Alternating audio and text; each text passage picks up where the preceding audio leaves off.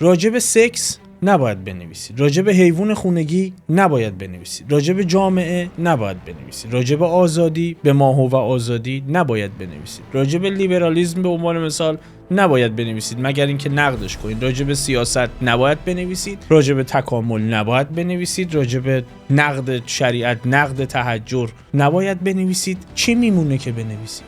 تقریبا هر موضوعی در معرض سانسور هست در ایران. سانسور بخشی از آثار ارسال شده به ارشاد، بروسپاری شده به پیمانکار. چه شغل شریفی اینا دارن. یک سری لغات هست که نباید توی آثار بیاد، مثلا آثار کودک، سگ، رقص. اگر راجع به موضوعاتی صحبت هم بشه که صلاح میدونن که نه مخاطب مثلا چیکار است که باید یه همچین چیزی رو بشنوه، تو دوبله سناریوش رو عوض میکنه. به تصمیم اون شخصی که سانسور میکنه برمیگرده. اون شخص دوست داره این لغت رو حذف بکنه، این موضوع رو حذف بکنه، اون کتاب رو مجوز نده، این کتاب رو بده. یعنی امکان پذیره که یک ترجمه از یک کتاب مجوز بگیره به گونه‌ای و ترجمه دیگری از همون کتاب مجوز نگیره؟ یعنی این که میگم تابع اراده شخص هم میشه اینه. یعنی به همین سادگی گرسنه است داره یه اثر رو سانسور میکنه، حوصله نداره، اعصابش خورده، در رو باز میکنه برای تحریف ترجمه. که مخاطب باید تصمیم بگیره رمان شما رو بخره یا رمان یوسا رو یا رمان مارکز رو. نتیجه مشخصه.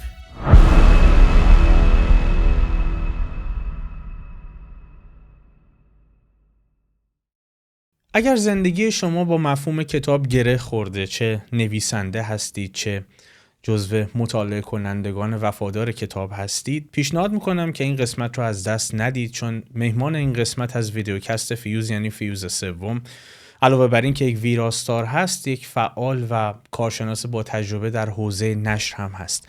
جناب اندلیبی، سپاسگزارم از اینکه وقتتون رو به ویدیو پادکست فیوز دادید. خیلی برای من جذابه که اصلا از شما بپرسم، پرسجو بکنم در رابطه با بایوگرافی شما، بدونم چی میشه که در ایران به ویژه به حوزه ویراستاری و صنعت نشر علاقه‌مند شدید. ولی فکر میکنم از این وقتی که در اختیار ویدیوکست فیوز قرار دادید میتونم استفاده بهتری بکنم. بنابراین ترجیح میدم با این سوال شروع بکنم که یک کتاب از لحظه‌ای که نویسندش تصمیم میگیره اون رو بنویسه یا مترجمش تصمیم میگیره که اون رو ترجمه بکنه تا لحظه‌ای که برسه به فروشگاه و من مخاطب بتونم برم اون رو تهیه بکنم و بخونمش، چه روندی رو طی میکنه؟ سلام عرض میکنم. اگر از لحظه آغاز نوشته شدن در نظر بگیریم، البته خب لحظه آغازی شاید برای تصمیم نویسنده یا لحظه شروع یک متن نشه در نظر گرفت. ممکنه انباشت تجربه ها، لایه بر لایه شدن تجربه ها و بعد یک جرقه یا یک فرایند باعث شروعش بشه. ولی برای ترجمه شاید بشه روشن‌تر همون لحظه‌ای که مترجم تصمیم میگیره و اولین کلمه رو ترجمه میکنه، اون لحظه رو در نظر گرفت. در هر دو آغاز نوشته شدن متن، آغاز آمدن لغات، تایپ شدن لغات، اگر این رو نقطه یک یعنی شماره یک در نظر بگیریم، از پس از اون تا پایان فرایند نوشتن یا ترجمه متن فاز اوله و این لحظه‌ایه که یا برهه‌ایه که مترجم یا نویسنده به چیزی جز متن فکر نمی‌کنه یا نباید فکر بکنه. پس از این لحظه، پس از این که نوشته شدن متن تمام میشه، یعنی نویسنده مینویسه یا مترجم ترجمه میکنه، پس از اون باید وارد این مرحله بشه که خب حالا این متن رو چطور به دست مخاطب برسونه، به دست چه مخاطبی برسونه. اینجاست که وارد فضای خارج از فضای شخصیش میشه و طبعاً پای ناشر، رسانه و حوزه عمومی وسط میاد. اگر ما دو پهنه قائل بشیم، یکی پهنه شخصی نویسنده مترجم از لحظه‌ای که شروع میکنه تا لحظه‌ای که پایان میبره متن رو در گام اول، و پهنه دوم از لحظه‌ای که تصمیم میگیره این رو برای انتشار آماده بکنه. گام اول رو حالا خیلی میشود جزئی‌تر بهش پرداخت، ولی فکر میکنم از گام دوم بیشتر صحبت کنیم، جایی که من قاعدتا تجربه بیشتری دارم یا قرار بیشتر راجع به اون صحبت بکنم. اونجا جایی که مترجم نویسنده جستجو میکنه یا از قبل شناخت کافی داره که کتابش، رمانی که نوشته، مجموعه شعری که نوشته، کتابی که نوشته یا ترجمه کرده احیانا به کار کدام ناشرها خواهد اومد. یعنی از قبل معمولا نویسندگانی که تجربه‌ای در حوزه انتشارات، حوزه کتاب دارن، اینها میدونن چه ناشرانی احتمالاً با آثاری که اینها می نویسن یا ترجمه می کنند مرتبط ترن. اینه که خود به خود دامنه انتخاب‌های نویسنده مترجم محدود میشه، مشخص‌تر میشه و نویسنده و مترجم تصمیم میگیره که خب حالا از این گزینه‌هایی که هست اثر رو برای کدوم ارسال بکنه. و خب از این طرف قضیه هم ناشران مواجه میشن با پیشنهادهای مختلف نویسندگان، مترجمان مختلف. اونها هم طبعا باید تصمیم بگیرن که کدوم اثر رو بپذیرن برای انتشار و کدوم اثر رو نپذیرن. یه رابطه کاملا دو سویه است. به اون بخشش میپردازم اتفاقا که چی یه متنی رو برای ناشر جذاب میکنه.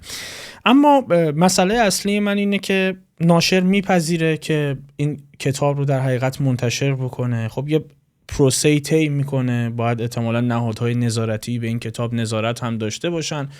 بعد پروسه پخشش شروع میشه، به کتاب فروشی میرسه. به دونه دونه این مراحل خواهیم پرداخت. الان برای من یه سوال مطرحه، این که سهم یک نویسنده یا مترجم، که البته یا نباید بذاریم، فکر کنم باید فرق بکنه، نمیدونم همه جای دنیا فرق میکنه، نمیدونم تو ایران همینطور هست یا نه، سهم نویسنده از در حقیقت بهای انتهایی اون کتاب چقدر هست و سهم ناشر چقدر هست؟ از در واقع سهم اینها هر کدوم از فروش اثر. بله. یک حداقل و یک حد اکثری میشه متصور بود و البته چند نوع قرارداد ما در صنعت نشر داریم. میتونم یک به یک توضیح بدم. قرارداد فروش اثر داریم که نویسنده، حالا ما فعلا در این قدم تا بعداً به تفکیک اینها احیانا لازم باشه برسیم، همه رو نویسنده فرض کنیم. یعنی چه کسانی که می نویسن مؤلفن، چه کسانی که مترجمن، همه رو بگیم نویسنده. یک نوع قرارداد فروشه که نویسنده اثر رو به ناشر می فروشه. یعنی این که یک مبلغ مشخصی دریافت میکنه، نقدن یا حالا به واسطه چک دریافت میکنه و اثر رو واگذار میکنه به ناشر. از اون به بعد ناشر هر وقت که اثر رو منتشر بکنه تمام درآمد انتشار اثر متعلق به ناشره. یک نوع قرارداد دیگه داریم، قرارداد پشت جلدی به تعبیر ناشرها یا قرارداد درصدی. این نوع قرارداد معمولاً تسهیم سود فروش بین ناشر، نویسنده، شرکت پخش، کتاب فروشی است.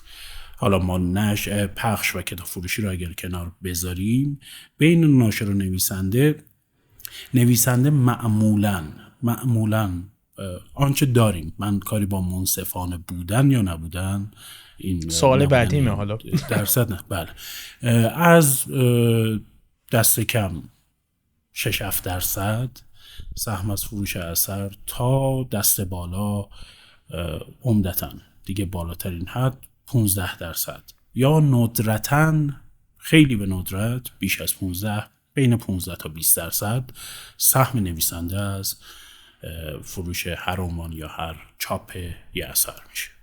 بنابراین سهم ناشر، اگر ما سهم پخش کننده و فروشنده رو در نظر نگیریم، 50% فکر میکنم حدوداً سهم ناشر هست از در حقیقت قیمت تموم شده، قیمت فروش کتاب. چیزی که من داشتم مطالعه میکردم اوریج حدوداً 20% سهم فروشنده است و نزدیک به 20% هم هزینه‌های پخشش و این حرف هست. بنابراین اوریج اگه بخوایم در نظر بگیریم، میانگین سهم نویسنده از فروش کتاب چیزی حدود به 10%.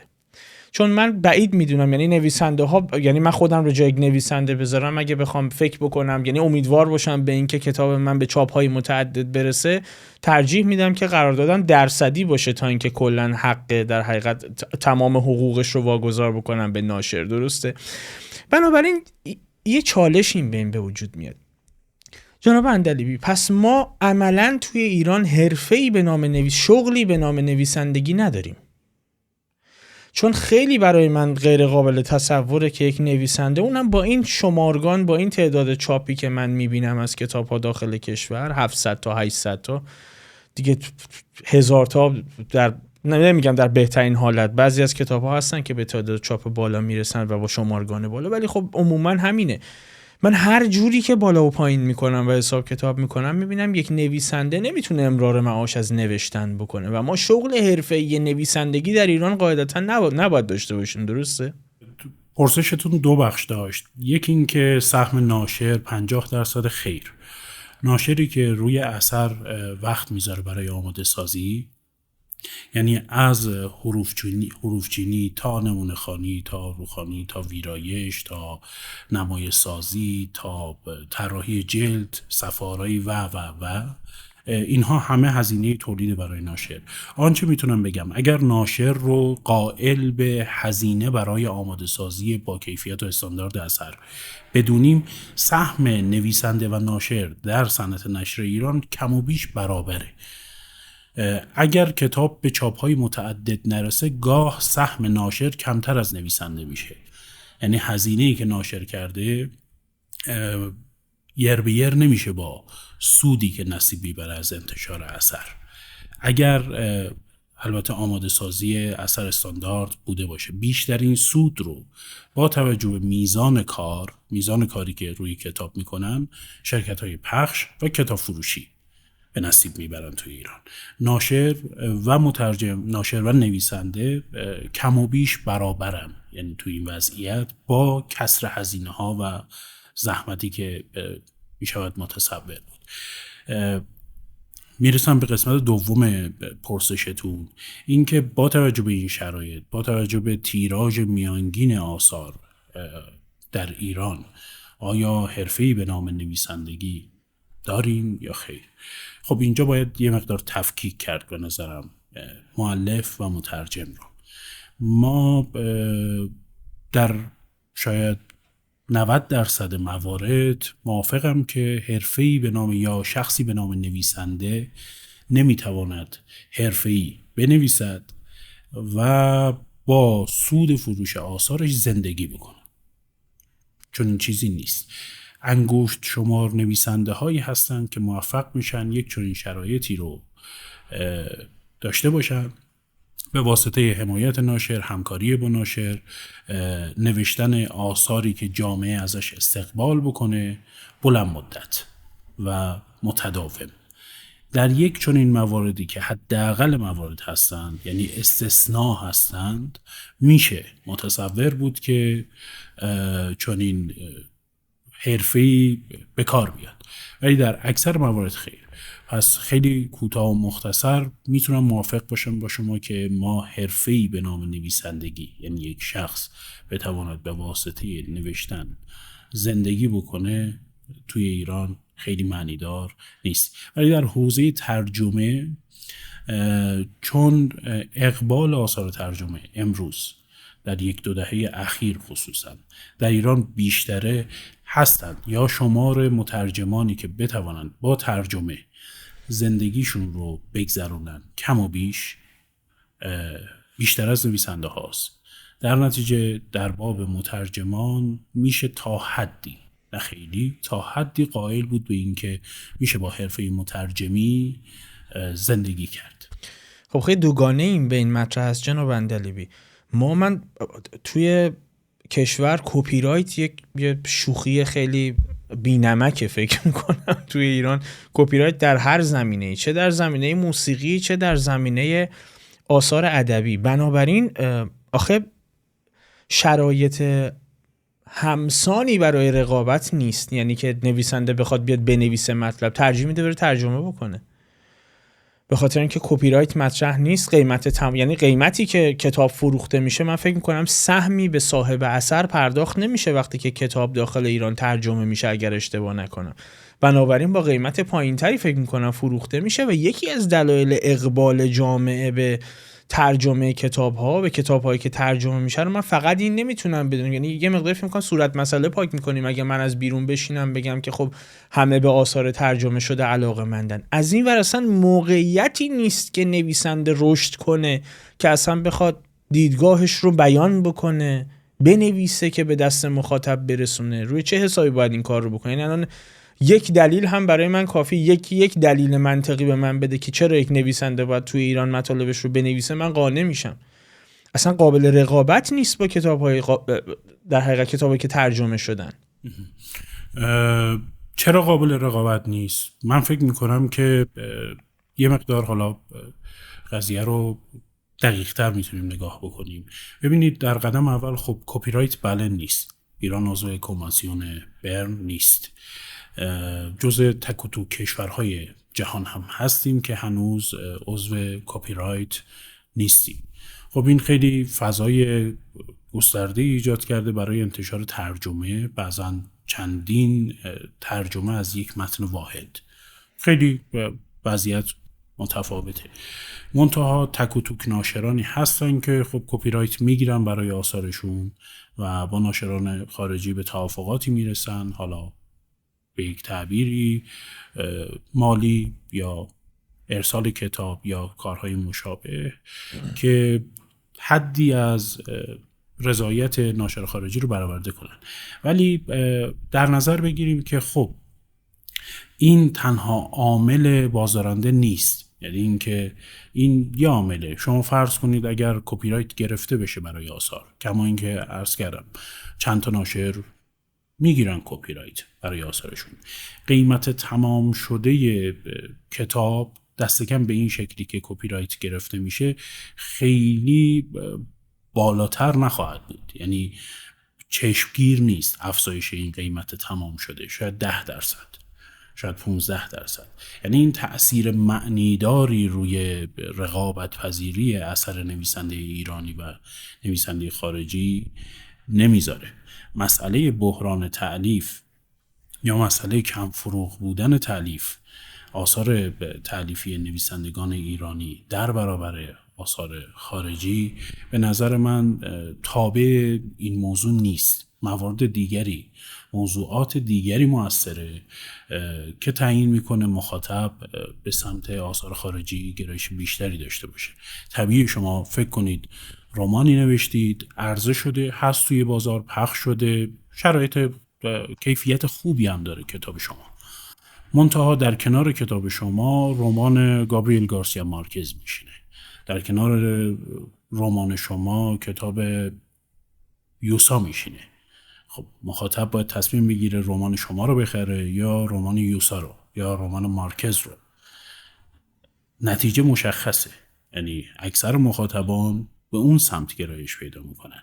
ما نمیتونیم رانتی قائل بشیم یا خواستار این باشیم که رانتی یا شرایط ویژه‌ای برای نویسنده ایرانی پدید بیاید که اثر اون بیشتر خونده بشه.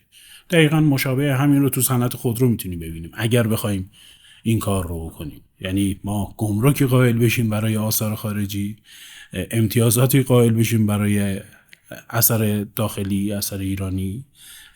خب این اصلا باعث نمیشه که ما با یه حالا فضای تألیف پر رونقی قدرتمندی رو به رشد بالنده‌ای مواجه بشیم.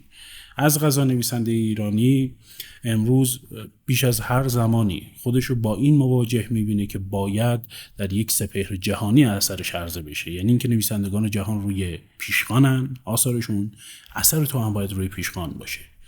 اون وقت مخاطب رو باید قانع کرد، ترغیب کرد که اثر تو رو هم انتخاب بکنه، نه اینکه اونها نباشن یا اینکه اونها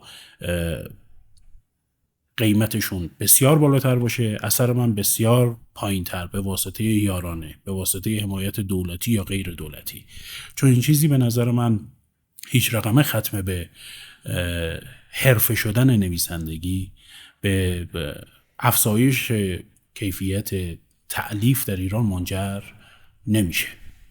اصلا یه همچین پروسه کجا به افزایش کیفیت چیزی منجر شده که اینجا دومین جاش باشه؟ من اساسا با سوبسید و رانت و یارانه اصلا کلا برای هر حوزه‌ای مخالف هستم، چون شرایط برابر برای رقابت باشه احساس میکنم اونی که کیفیت آثارش بالا هست بالاخره جایی پیدا خواهد کرد در ویترین فروشگاه ها. ولی مسئله کپی رایت کماکان برای من مهمه. همون 10-15% که میگید در قیمت تاثیرگذار هست، همین الان اگر مخاطب بخواد بره به کتاب فروش به فروشگاه مراجعه بکنه و کتاب بخره دست و دلش میلرزه و من خیلی خوشحالم که این فرصت هست بتونیم با هم صحبت بکنیم راجبش که اصلا یک مخاطب این کتاب بدونه که چه رنجی باید نویسنده و ناشرش و این پروسه کلا بکشن که این کتاب به اون نقطه برسه با اون قیمت تمام شده که به عقیده من واقعا حتی منطقی هم نیست واقعا.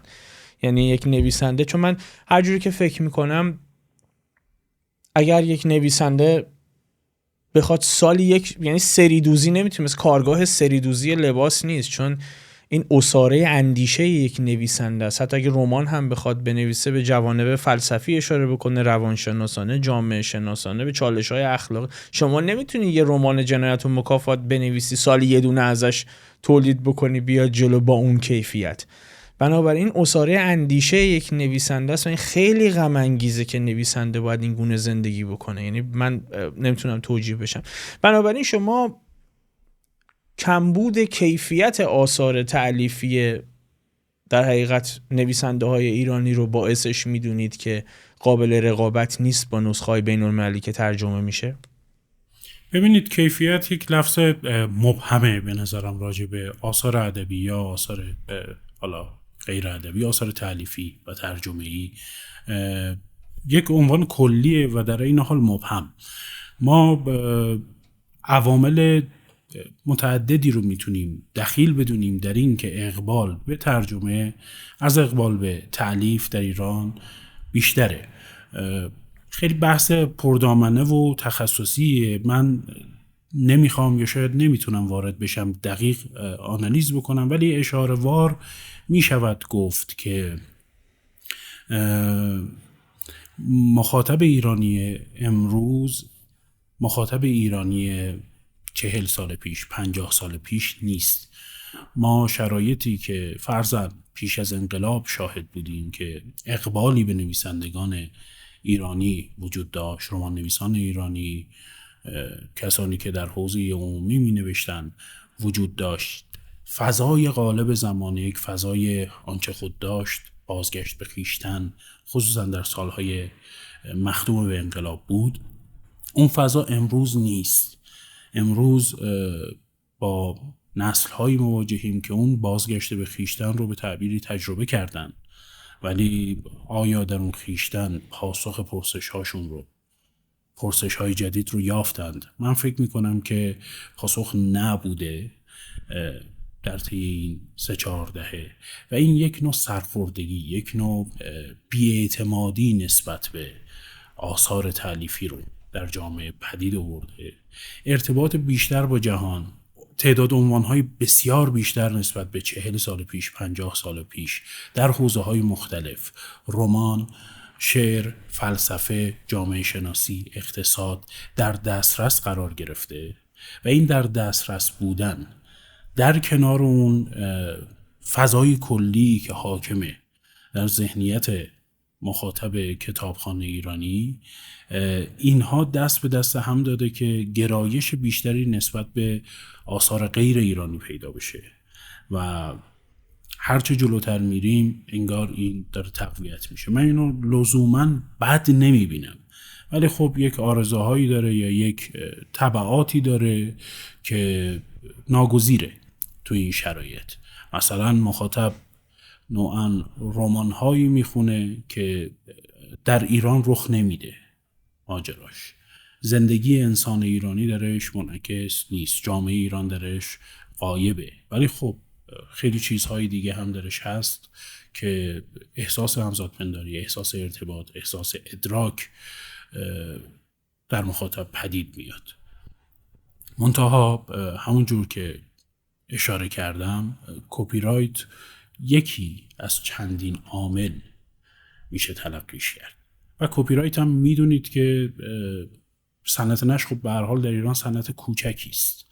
یعنی مسئله کپی رایت، تصمیم برای عضویت در پیمان کپی رایت پیش از صنعت نشر 10 صنعت بزرگتر رو شامل میشه، تأثیر میذاره. به همین دلیل من همیشه دوستان وقتی صحبت میکنن و از نبود کپی رایت گلایه میکنن، میگم صنعت نشر ته صفه.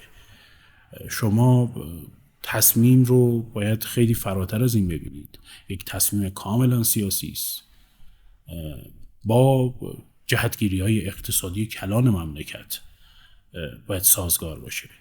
صنعت نشر آخرین حلقه است یا یکی از آخرین حلقه هاست. اینی که به نظر من حتی عضویت ما در پیمان کپی رایت تأثیر معنیداری در تغییر وضعیت ما نمیگذاره لحظه‌ای، ولی ممکنه در چشمانداز باعث بشه که امکان ترجمه بیشتری برای آثار ایرانی به زبانهای دیگه، برای به رسمیت شناخته شدن ناشر ایرانی، نویسنده ایرانی در جوامع دیگه، ارتباط جدیتر و رسمیتر بین ناشران ایرانی و ناشران خارجی فراهم بشه. تبعاتی خواهد داشت، نتایجی خواهد داشت، ولی عمده نتایجش به نظر من در یک بازی میان مدت، بلند مدت خودش رو نشون میده.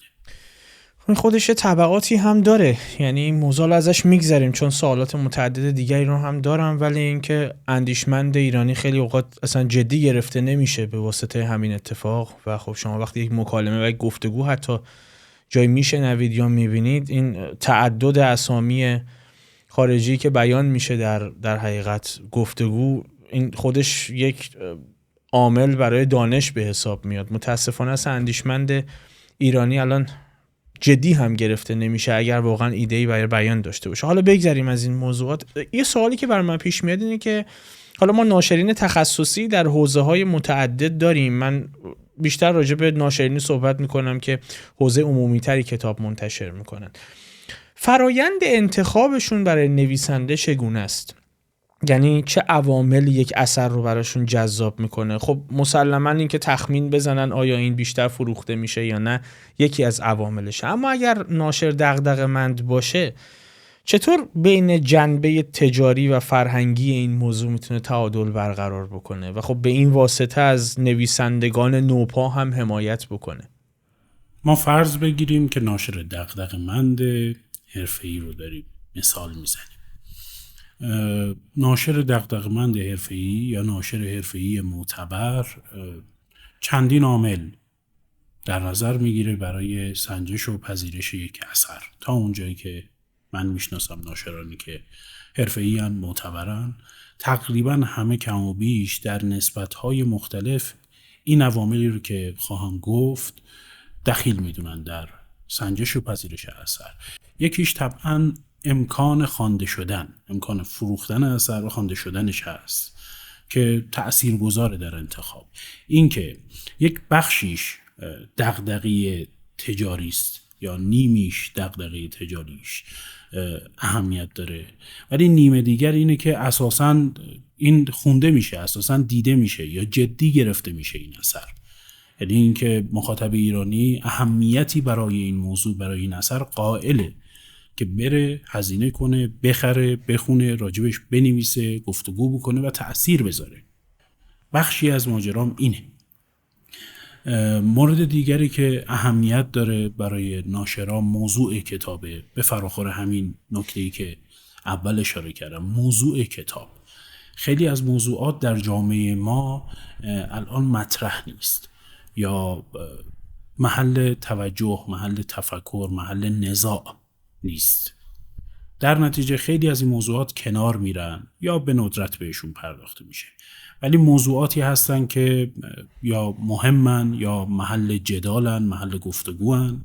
اینها تأثیر میذاره بر این که ناشر اثری رو بپذیره. مورد دیگه اعتبار نویسنده است. به هر حال امروز خصوصا توی این یک دهه اخیر دسترس مخاطبان، همونجور که ناشران و نویسندگان، به اطلاعات درباره نویسنده ها بیشتر از هر زمانی است. حتما چک میکنن مخاطبانی که این نویسنده کیست، جایگاه علمیش یا جایگاه ادبیش چیست، چه آثاری نوشته، چه کسانی راجع بهش چه چیزهایی گفتن، چه مجلات معتبری چه متنهایی راجع بهش نوشتن. این طبعا برای ناشر هم مهمه، چون برای مخاطب هم، برای بخشی از مخاطبان هم مهمه. اینی که مثال زدم پیش‌فرضش این بود که نویسنده‌ای نوشته است، مترجمی ترجمه کرده. پس من اینو تکمیل بکنم. مترجمی که متن رو ترجمه کرده چه سابقه‌ای داره؟ 2. کیفیت کارش چطوره؟ 3. این کیفیت در حدی هست که هزینه آماده سازی ویرایش اثر رو از حدی بالاتر نبره و بازدارنده نشه به این طریق. یا اگر به جای ترجمه تالیف رو در نظر بگیریم، آیا کیفیت اثر این نویسنده، اشتهارش، اعتبارش در جامعه اونقدری هست که سرمایه گذاری بر کتابش رو توجیه بکنه؟ مورد بعد که این احتمالاً خاص ناشر ایرانی و چند تا کشور دیگه است، این اثر با یک تخمین نسبی از سد سانسور عبور خواهد کرد یا نه؟ و مورد دیگه، آیا من به عنوان ناشر میتونم سرمایه گذاری بکنم برای این نویسنده مترجم برای اینکه آثار بعدیش رو منتشر بکنم و ناشر این نویسنده یا مترجم باشم؟ این عواملی که اشاره کردم و احیانا چند تا عامل کوچک دیگر، اینا همه دست به دست هم میده، یک نتیجه گیری کلی به ناشر میده و ناشر حسب اون تصمیم میگیره. پرداختید به موضوع تأسف برانگیز سانسور. بریم ورود بکنیم به این حوزه که سوالات متعددی من متاسفانه به فراخور وضعیتی که تو ایران هست دارم از شما. با توجه به تجربه شما، چه نوع محتوایی در ایران بیشتر در معرض سانسور قرار میگیره؟ تقریبا هر موضوعی در معرض سانسور هست در ایران، منتها چند تا حوزه بیشتر، یعنی تمرکز سانسور و سانسورچی بر این موضوعات، بر این حوزه ها بیشتره بنا به تجربه. یک حوزه ادبیات و یا آثار کودک و نوجوانه که خیلی جدی و خیلی سفت و سخت بررسی میشه این آثار و معیارهای خیلی صلبی وزن قائلن. 2 حوزه ادبیات، یعنی ادبیات داستانی، رمان، که مخاطب عام بیشتری داره و روی این حوزه طبعا حساس ترن. 3 حوزه زیست شناسی با تمرکز بر مبحث تکامل، این حوزه‌ای که خیلی سانسورش حساسه. و 4 حوزه‌ای که به مسائل اعتقادی، به جهانبینی، به معتقدات، باورهای مردم گره میخوره. این 4 تا حوزه معمولاً بیشتر در معرض سانسوره. البته گزینه 3 و 4 خیلی به هم پیوستگی داشت دیگه، چون شما بله به تکامل اگر پیله بکنی و بخوای سانسورش بکنی وصل میشه به اعتقادات مذهبی که روش دیگری از خلقت رو تبیین کرده. خب این سانسور پس به ویژه اگر میفرمایید که توی حوزه کتاب کودک و نوجوان خیلی جدی پیگیری میشه، سیستماتیک هست. این به چه طریقه اعمال میشه سانسور؟ یعنی من نویسنده به عنوان مثال، من نوعی رو عرض میکنم، یک متنی رو، یک کتابی رو، یک رمانی رو مینویسم، به ناشر تحویل میدم. خب حالا ناشر ناظر به تجربه‌ای که داشته برای نشر کتاب احتمالاً میتونه تخمین بزنه که چی زیر تیغ سانسور خواهد رفت، چی نخواهد رفت. اما دلم میخواد این رو برای مخاطب این صحبت و این گفتگو بیان بکنید. اصلا چه شکلی اعمال میشه؟ یعنی یک نفر نشسته این همه کتاب رو که در طول سال منتشر میشه واو به واو و کلمه به کلمه میخونه؟ غیر ممکنه این. ببینید تا اونجایی که من میدونم بخش‌های مختلف، یعنی حوزه‌های مختلف، کارگروه‌های مختلفی در وزارت ارشاد داره: ادبیات کودک و نوجوان، آثار علمی، آثار ادبی هر کدوم کارگروه‌های مختلفی داره و توی این کارگروه‌ها خب یک نفر در واقع مسئول اون بخشه، نفرات دیگری کارگزار اون بخشن، کارمند اون بخشن و این کار رو اونها انجام میدن. البته 2-3 سال پیش بود، 3-4 سال پیش بود که خبر اومد که بخشی از سانسور بخشی از آثار ارسال شده به ارشاد برون سپاری شده به پیمانکار. در واقع یک شرکتی پیمانکاری گرفته سانسور رو و این آثار رو سانسور میکنه. چه شغل شریفی اینا دارن. بله خوبه. ولی علالقاعده اینا کارگروه‌های مختلفی داره. اثر که اونجا وارد میشه وارد اون کارگروه میشه، وارد کارتابل اون کارگروه میشه. اینها شروع میکنن به سانسور اون اثر. ولی چون حجم آثار ارسالی زیاده در این سالها خصوصا، اینها به 2 شیوه تا اونجایی که من میدونم عمل میکنن. یکی این که یک سری لغات هست که نباید توی آثار بیاد طبعا. مثلا آثار کودک و نوجوان، سگ، رقص، چه میدونم لغات اینچنینی نباید بیاد. 2 موضوعاتی نباید بیاد. فرض بگیریم همین حالا مسئله نگهداری از حیوان خانگی، چیزهایی که علل اصول توی سیاست‌های رسمی هم برای نوجوان، کودک و نوجوان جایز نیست. اینها رو در حوزه کتاب هم اعمال میکنن. مورد دیگه این که این سیستمیه، در واقع اون وجه نهادی مواجهه با این آثاره. وجه فردی هم به تصمیم اون شخصی که سانسور میکنه برمیگرده. اون شخص دوست داره این لغت رو حذف بکنه، این موضوع رو حذف بکنه، اون کتاب رو مجوز نده، این کتاب رو بده. با کتاب چگونه برخوردی داشته باشه اون تابع اراده اون شخصه.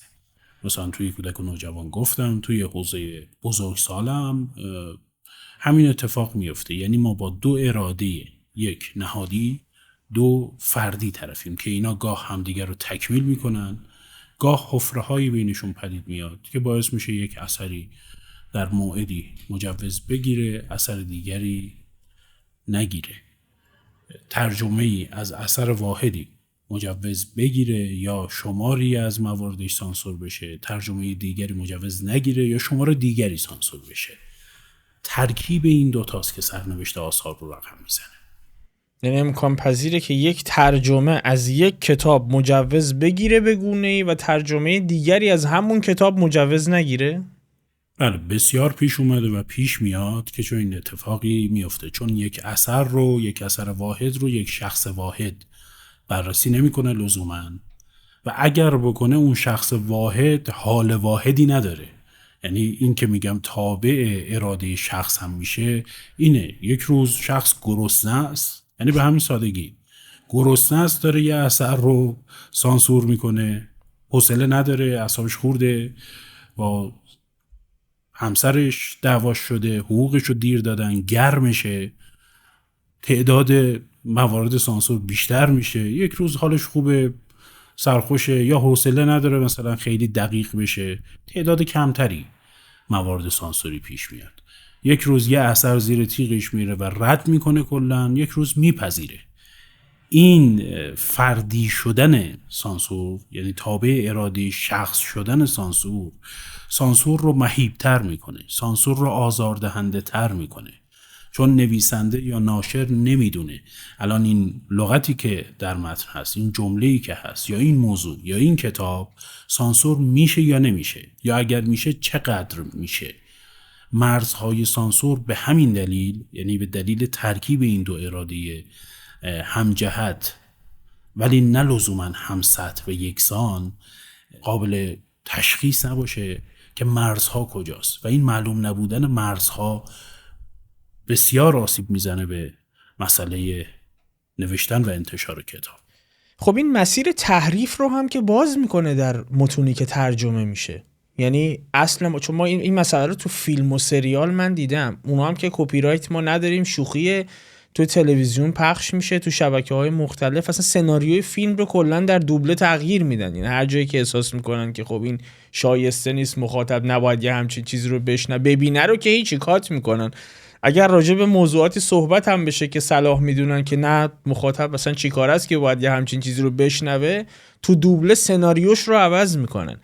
و خب این مسئله تو کتاب هم هست، یعنی متونی که ترجمه میشه که خب این در رو باز میکنه برای تحریف ترجمه. که بله، ببین از قضا یکی از عواملی که روی کپی رایت مؤثره همین مسئله سانسوره.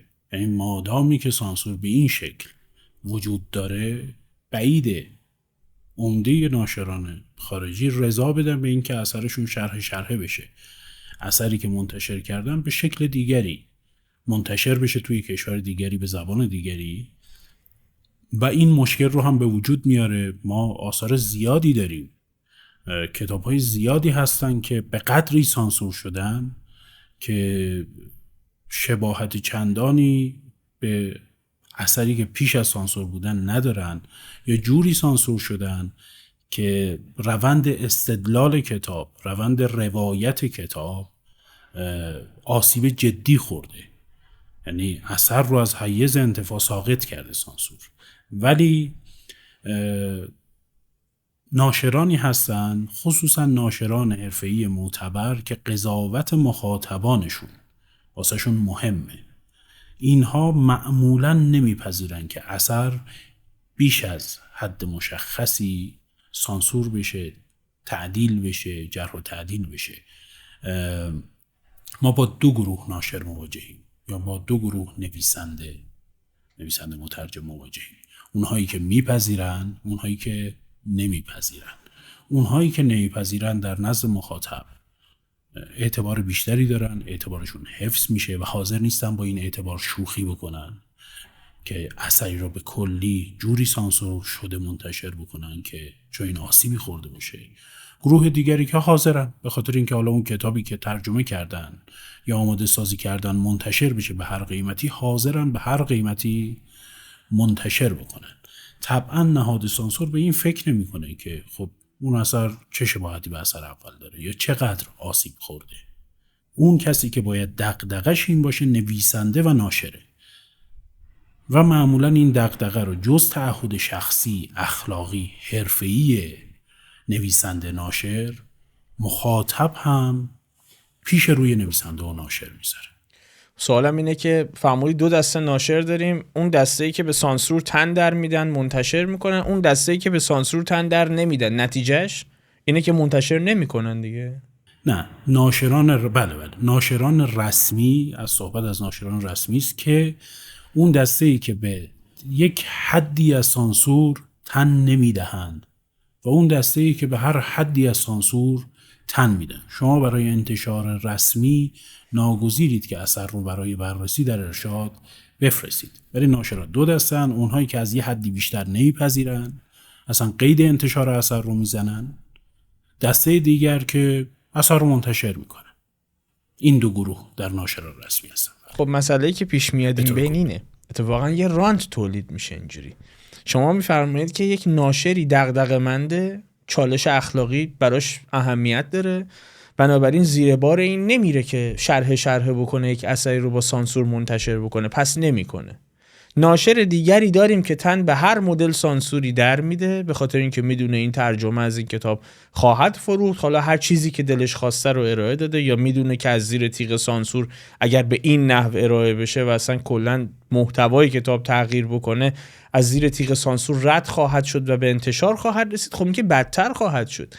یعنی یک ناشر این رو منتشر نمیکنه و میدان و مسیر باز میشه برای ناشری که به هر جور سانسوری تن در میده و اون اثر رو با یک محتوای دیگری اصلا کلا منتشر میکنه و باز به دست مخاطب میرسه. که مسئله من اینه که اون ناشری که میخواد مقابله بکنه با این موضوع، با موضوع سانسور مقابله بکنه، نویسنده که نمیشه انتظار داشت، چون این یک فرایند خیلی سرکوب درونی هم ایجاد میکنه. این چون نویسنده پس از مدتی که شروع میکنه اثر رو مینویسه، هی میده به ناشر میبره میده به وزارت ارشاد، این میره زیر تیغ سانسور بر میگرده، یا منتشر نمیشه، یا چیزی رو میپذیرن منتشر بکنن که اصلا ارزش خوندن نداره. نویسنده پس از مدتی درگیر یک فرایند ناامید کننده میشه به نام خودسانسوری. یعنی دیگه موقع نوشتن و فکر کردن خودش رو سانسور میکنه و این نتیجه سانسور سیستماتیک اینه. یعنی فکر میکنم اون مدینه فاضله‌ای که وزارت ارشاد هم مد نظرش هست اینه که نویسنده رو به این نقطه برسونه که خودش رو سانسور بکنه، یعنی فکر کردن خودش رو سانسور بکنه.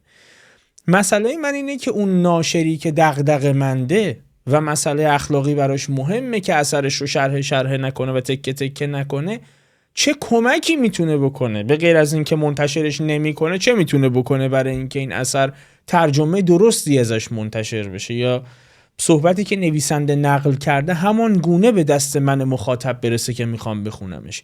کاری که نمیکنه رو بذاریم کنار، چه میتونه بکنه براش؟ چه کمکی میتونه بکنه؟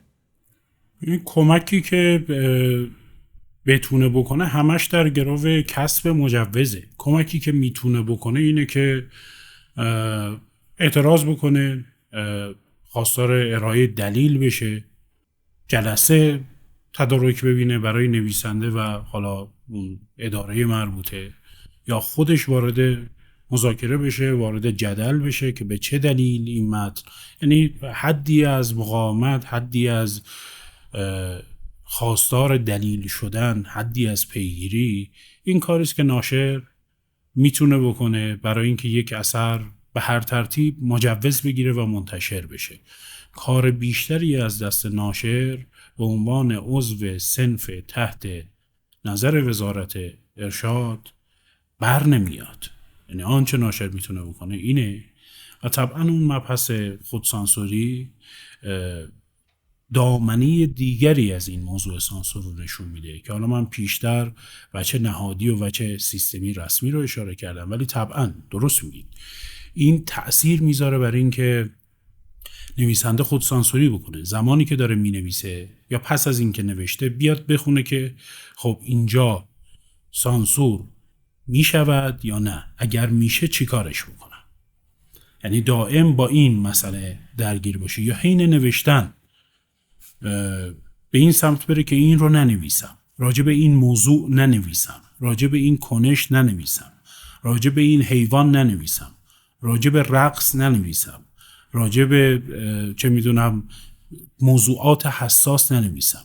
کم کمک نویسنده رو به جهتی هدایت میکنه، خودآگاه یا ناخودآگاه به جهتی هدایت میکنه که در موضوعاتی بنویسه که احتمال سانسور شدنش کمتره، نه اینکه منتفی باشه، کمتره. یعنی این خودش وادار به خود سانسوری میکنه نویسنده رو و کم کم یک فرایندی میشه که خیلی از نویسنده ها میپذیرنش، درونیش میکنن. این هست. یک سانسور دیگه هم ما داریم که سانسور عرفی است. یعنی نویسندگانی درگیرن با مسئله عرف که اصلا این رو بنویسم، حتی اگر مجوز رسمی بگیرد توی جامعه چطور باش مواجه میشن، مخاطب چطور مواجه میشه. اون هم جهت میدهد به نویسنده. اگر نویسنده مقاومت نکنه، اگر فردیت خودش رو، اگر جهان و متن خودش رو اولویت نده، ضروری ندونه، اون هم تأثیر میذاره. یک سانسور دیگری سانسور فکری است، یعنی جوی که به لحاظ فکری در جامعه حاکمه، اون هژمونی فکری، اون هم نویسندگان رو به سمت و سوی گرایش میده، به سمت و سوی هدایت میکنه که سمت یک سری موضوعات، یک سری مضمون‌ها، یک سری مسائل نروند.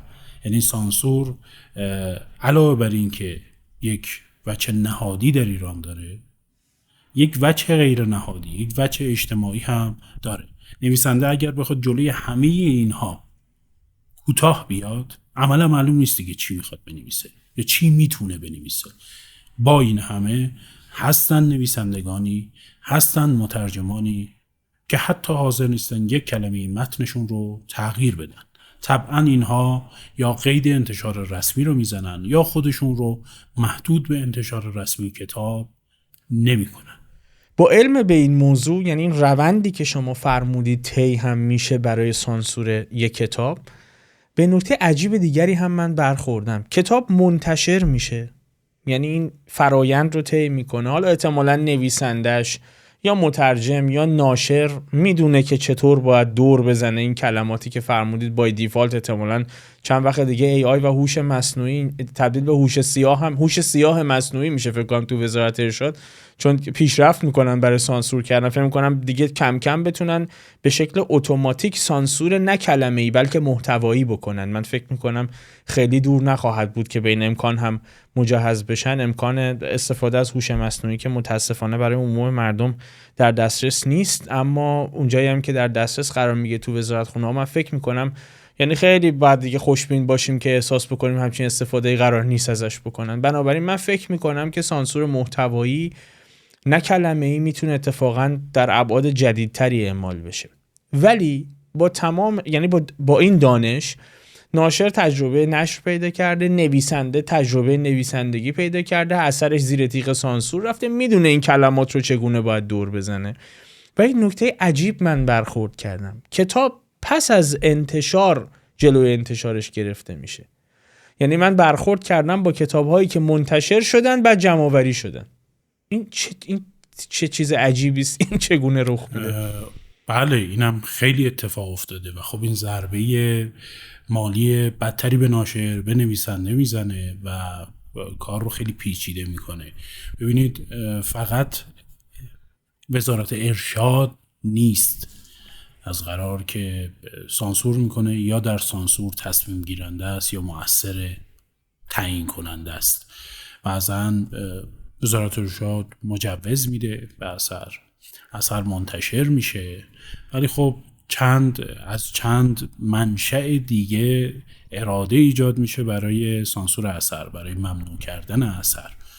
یکیش خواننده های مخلص و نازکبینیه که حالا احساس میکنن که اعتقادشون یا سلیقه‌شون یا تلقیشون از اخلاق، از عرف، از سنت، از شریعت، از هرچه با این کتابی که جلوشون قرار گرفته نقص شده. اینها معمولاً بر میدارن، ایمیل میزنن، تماس میگیرن، پیگیری میکنن که چرا این اثر منتشر شده. تو گویید یک نوبت سانسور وزارت ارشاد کفایت نکرده، به این واسطه فشار میارن روی وزارت ارشاد که کتاب رو ممنوع بکنه. یه منشأ دیگه نهادهای فرادستی هن که بعضا کتاب رو میخونن یا عضوی از اون نهادها میخونه و خوشش نمیاد، احساس میکنه این کتاب نباید وجود داشته باشه، نباید موجود باشه و اون نهادها به وزارت ارشاد فشار میارن. یک وقتی یک موج اجتماعی ایجاد میشه حول کتاب، خیلی راجبش صحبت میشه، خیلی مطرح میشه و معمولا اینطور کتاب‌هایی هستند که خیلی با وضع موجود از جهات مختلف سازگار نیستن. اینها محل توجه عمومی قرار میگیرن. این هم گزارشاش که میرسه و توی رسانه ها میره، توی تلویزیون ها میره، توی خبرگزاری ها میره، حساسیت ایجاد میکنه و باز از منشأهای مختلف برمیگرده به وزارت ارشاد که چرا این کتاب موجوده. یعنی پس از انتشار ما با لایه‌های میدان‌های مختلفی از سانسور مواجهیم. اینها همه باعث میشه که وزارت ارشاد کتابی رو ممنوع بکنه و کتاب پس از این هم ممنوع میشه. یعنی ما با یک فرایند سانسور در 3 مرحله سر و کار داریم. یک، پیش از نوشته شدن اثر یا حین نوشته شدن اثر. 2، حین بررسی رسمی اثر. 3، پس از انتشار اثر. ما با یک میدان وسیع از لحظه آغاز نوشته شدن اثر، چه در ذهن نویسنده، مترجم، چه روی کاغذ، مواجهیم. حین انتشار و پس از انتشار. اون سوالی که اول گفتگو پرسیدید که چی میشه از 0 تا 100، آنچه میتونیم قطعی بدونیم از 0 تا 100 سایه سانسور بر سر تمام این فرایند گسترده است. این کار هم میکنه جناب اندلیبی، یعنی با توجه به بروز و ظهور شبکه‌های اجتماعی و اینکه خب بالاخره یک متفکر، یک نویسنده نظرش رو به گوش مخاطبش میرسونه. یعنی پلتفرم های متعددی در اختیار داره که اگر اون نویسنده، اون متفکر دغدغه‌مند باشه، حاضر هزینه‌اش رو هم بده، هزینه امنیتی، سیاسی، اجتماعی، هر هزینه‌ای که هست بده و اون تفکر رو در اختیار مخاطبش قرار میده. این مثل ماهواره است، مثل ویدیو، مثل اینترنت. اصلا آیا واقعیت این سوال برای من به وجود میاد که مگه تفکر سانسور پذیره؟ مگه شما میتونی با سانسور تفکر رو حذف بکنی؟ و چقدر این رو با جدیت ادامه میدن؟ و سوال بعدی من اینه که تو دول مختلف، تو دولت‌های مختلف این تغییر هم میکنه. یعنی دوره اصلاحات من میدونم به عنوان مثال این بیان میشد که نشریات یه مقدار آزادی عمل بیشتری داشتن. آیا تو دولت‌های مختلف این اتفاق و این سختگیری وزارت ارشاد کم و زیاد میشه، یا اون بخشی که فرمودید سلیقه‌ای اعمال میشه، اون آدمی که نشسته اونجا حالش خوبه، حالش بده، سیگارشو کشیده نکشیده، عصبی، گرمشه، سردشه، یا حالا احوال میزونی داره، حالا خیلی تیغ بر نمیداره اثر و شرح بکنه، ولی اون سیستماتیک، اون سانسور سیستماتیک و نهادی که فرمودید یک سری کلماتی هست که نباید، یا یک سری تعابیری هست که نباید راجبه صحبت بشه، این تو دولت‌های مختلف دستخوش تغییر هم میشه یا نه همینجوری ثابت بوده از ابتدا؟ اول از سوال دوم شروع بکنم. تلقی من اینه با آنچه از نویسنده ها، مترجم ها، ناشرها، کسانی که درگیر مسئله بودن شنیدم در طی این سالها اینه که خیلی فراز و فرود معنیداری با تغییر دولت ها رخ نمیده. یعنی اینکه تصور کنیم دولت X بر سر کاره، پس کاهش پیدا میکنه، کاهش معنیداری پیدا میکنه سانسور، یا دولت ایگرگ سر کاره افزایش معنیداری پیدا میکنه، خیلی مطابق واقع نیست. فراز و فرود خیلی کمرنگی تجربه کردن اهل قلم در طی دولت‌های مختلف، شاید به این دلیل که بوروکراسی سانسور خیلی تغییر نمیکنه با تغییر دولت‌ها. یعنی رویکردها همونه، اصول نهادی همونه، خط قرمزها همونه، اگر بیشتر نشود معمولا کمتر نمی شود و وضعیت همونه. اینها باعث میشه که فراز و فرود معنیداری شکل نگیره. ولی اینکه آیا کار میکنه، آیا مؤثره، پاسخ بنده اینه که نه. تجربه تاریخی نشون داده که نه. و هرچه جلوتر آمدیم، هرچه مدیوم های ارتباط نویسنده با مخاطب با مخاطب، نویسنده با نویسنده، لایه های مختلف جامعه با هم دیگه بیشتر شده، میزان اثرگذاری سانسور کاهش پیدا کرده. این اتفاق قطعی است و هرچه جلوتر میریم میزان اثرگذاری سانسور کمتر میشه. اون تا چرا هست؟ چرا همچنان بودجه بهش اختصاص داده میشه؟ چرا همچنان قرص و قاطع ادامه پیدا میکنه؟ خصوصا در حوزه کتاب یا دست کم در حوزه کتاب که ما در موردش صحبت میکنیم. تلقی من اینه که خب یه بوروکراسی وجود داره، یک دم و دستگاهی وجود داره، کارمندان حقوق بگیری وجود دارن، سازوکاری وجود داره. تعطیل کردن این احتمالاً خیلی به صرفه تلقی نمیشه. دو دیگر این که انگار به این تصویر همیشه حاضر سلطه کسانی نیاز دارن که ما هستیم، سایه ما بالای سر این اثر هست، بالای سر نویسنده هست و این رو فرض بگیرید ولو این که مؤثر نباشه.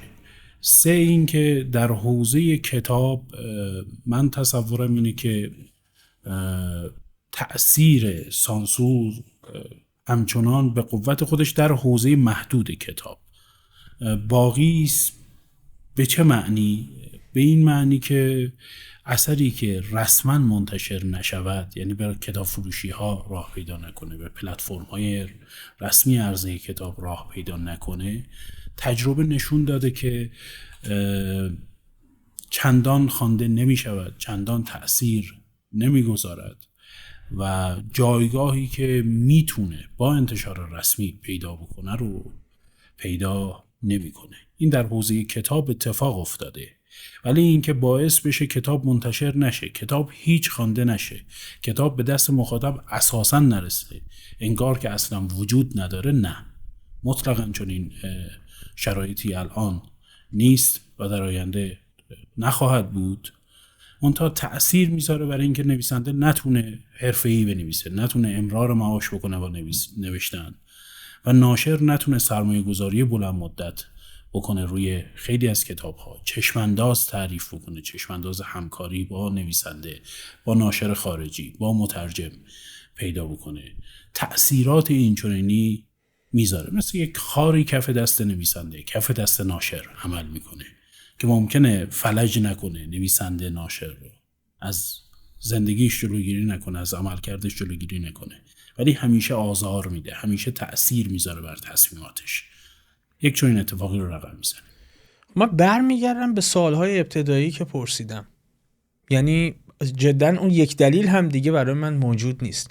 فرض کنید شما یک نویسنده داخل کشور که از همون ابتدا میدونید راجع به سکس نباید بنویسید، راجع به حیوان خونگی نباید بنویسید، راجع به جامعه نباید بنویسید، راجع به آزادی، به ماهو و آزادی نباید بنویسید، راجع به لیبرالیسم به عنوان مثال نباید بنویسید مگر اینکه نقدش کنید، راجع به سیاست نباید بنویسید، راجع به تکامل نباید بنویسید، راجع به نقد شریعت، نقد تحجر نباید بنویسید. چی میمونه که بنویسید؟ و اون چیزی هم که مینویسید از طریق سانسور رد میشه و بعد با این وضعیت اقتصادی به فروشگاه ها میرسه که با هم صحبت کردیم چیزی نزدیک به 10% کل عواید مالی اون اثر ممکنه به نویسنده برسه. و خب تازه اون چیزی هم که منتشر میشه دیگه اگر از این مراحل رد شده باشه کاریکاتور از اون دیدگاه نویسنده بیشتر نیست. شما رو تو شبکه نمایش خانگی تو سینمامون دارید میبینید. یعنی تو سینمای ما که تازه یه مقدار تو سینما گیر و گرفت از صدا و سیما کمتره، یا تو VOD ها، تو این پلتفرم هایی که شبکه نمایش خانگی هست گیر و گرفت ها کمتره، باز شما کاریکاتور میبینید. یعنی میبینید یه خانوم با روسری میره حمام، بعد شما صحنه بستر او با همسرش اصلا نمیتونید داشته باشید، بنابراین اصلا رابطه اون آدم با کسی که باش زندگی میکنه توی فیلم در نمیاد. حالا فرض بکنید یک نفر میخواد رمان بنویسه، راجع به بدن نمیتونه بنویسه، راجع به آمیزش نمیتونه، یعنی راجع به بخش اعظمی از زندگی روزمره یک انسان نمیتونه چیزی بنویسه و خب یه کاریکاتور ازش میمونه. دیگه چی میمونه که نویسنده بنویسه؟ در یه نگاه کلی شاید این درست به نظر برسه و قانع کننده به نظر برسه این سرخوردگی یا این موضع، ولی آنچه رخ میده غیر از اینه. نشانش هم یا گواهش هم صدها اثری که منتشر شده و کم یا بیش در بردارنده این موضوعات، این مضامین، این عبارات هست. در باب لیبرالیسم الان ما ده ها کتاب داریم. در باب رقص، در باب هر موضوعی که فکر کنیم محل سانسور بوده ما کتاب داریم، یا جزئی از کتاب، یا عباراتی در کتاب، یا بخشایی از یک کتاب هست. یعنی به حدی این روند خلق، روند ترجمه، روند نوشتن پردامنه بوده، مستمر بوده، فزاینده بوده که دستگاه سانسور هم از جایی یا در خیلی از موارد نتونسته و شاید مؤثر ندیده که سفت و سخت 100% بیسته. نویسندگان دائم نوشتن، مترجمان دائم ترجمه کردن. عذرخواهی میکنم، مؤثر ندیده یا نتونسته؟ ترکیبی از این دوتاست. یعنی بعضا ما در نظر بگیریم نهاد سانسور رو هم ازش کاریکاتور اگر بسازیم به عمق پیچیدگیش یا به زنده بودنش، یه موجود زنده است، به هر حال یک پدیده زنده است، یک پدیده منقبض شده، منجمد شده، مثلا در 30 سال پیش، 20 سال پیش، 200 سال پیش نیست. افرادی که تو اون اداراتن اونام تو این جامعه دارن زندگی میکنن، در مراوده‌ان با مردم، توی نهادهای مختلف هستن، تو دانشگاه هستن، بازار میرن، بانک میرن، این ور اون ور. این مجموعه هم زنده است، یعنی میبینه، وضعیت رو میسنجه. آنچه زمانی 30 سال پیش 100% نباید راه پیدا میکرد به کاغذ منتشر میشد، امروز به نحوی اصلا ناخودآگاه، ناملموس پذیرفته شده. یعنی شما لیبرالیسم مثال زدید، شاید 30 سال پیش اگر کتابی با نام لیبرالیسم اثر جان رالز، اثر فون میزس برای بررسی میرفت، شاید اصلا بررسی نکرده رد میشد. امروز منتشر میشه، یا کتابای مارکسیستی یا کتابای حوزه‌های مختلف.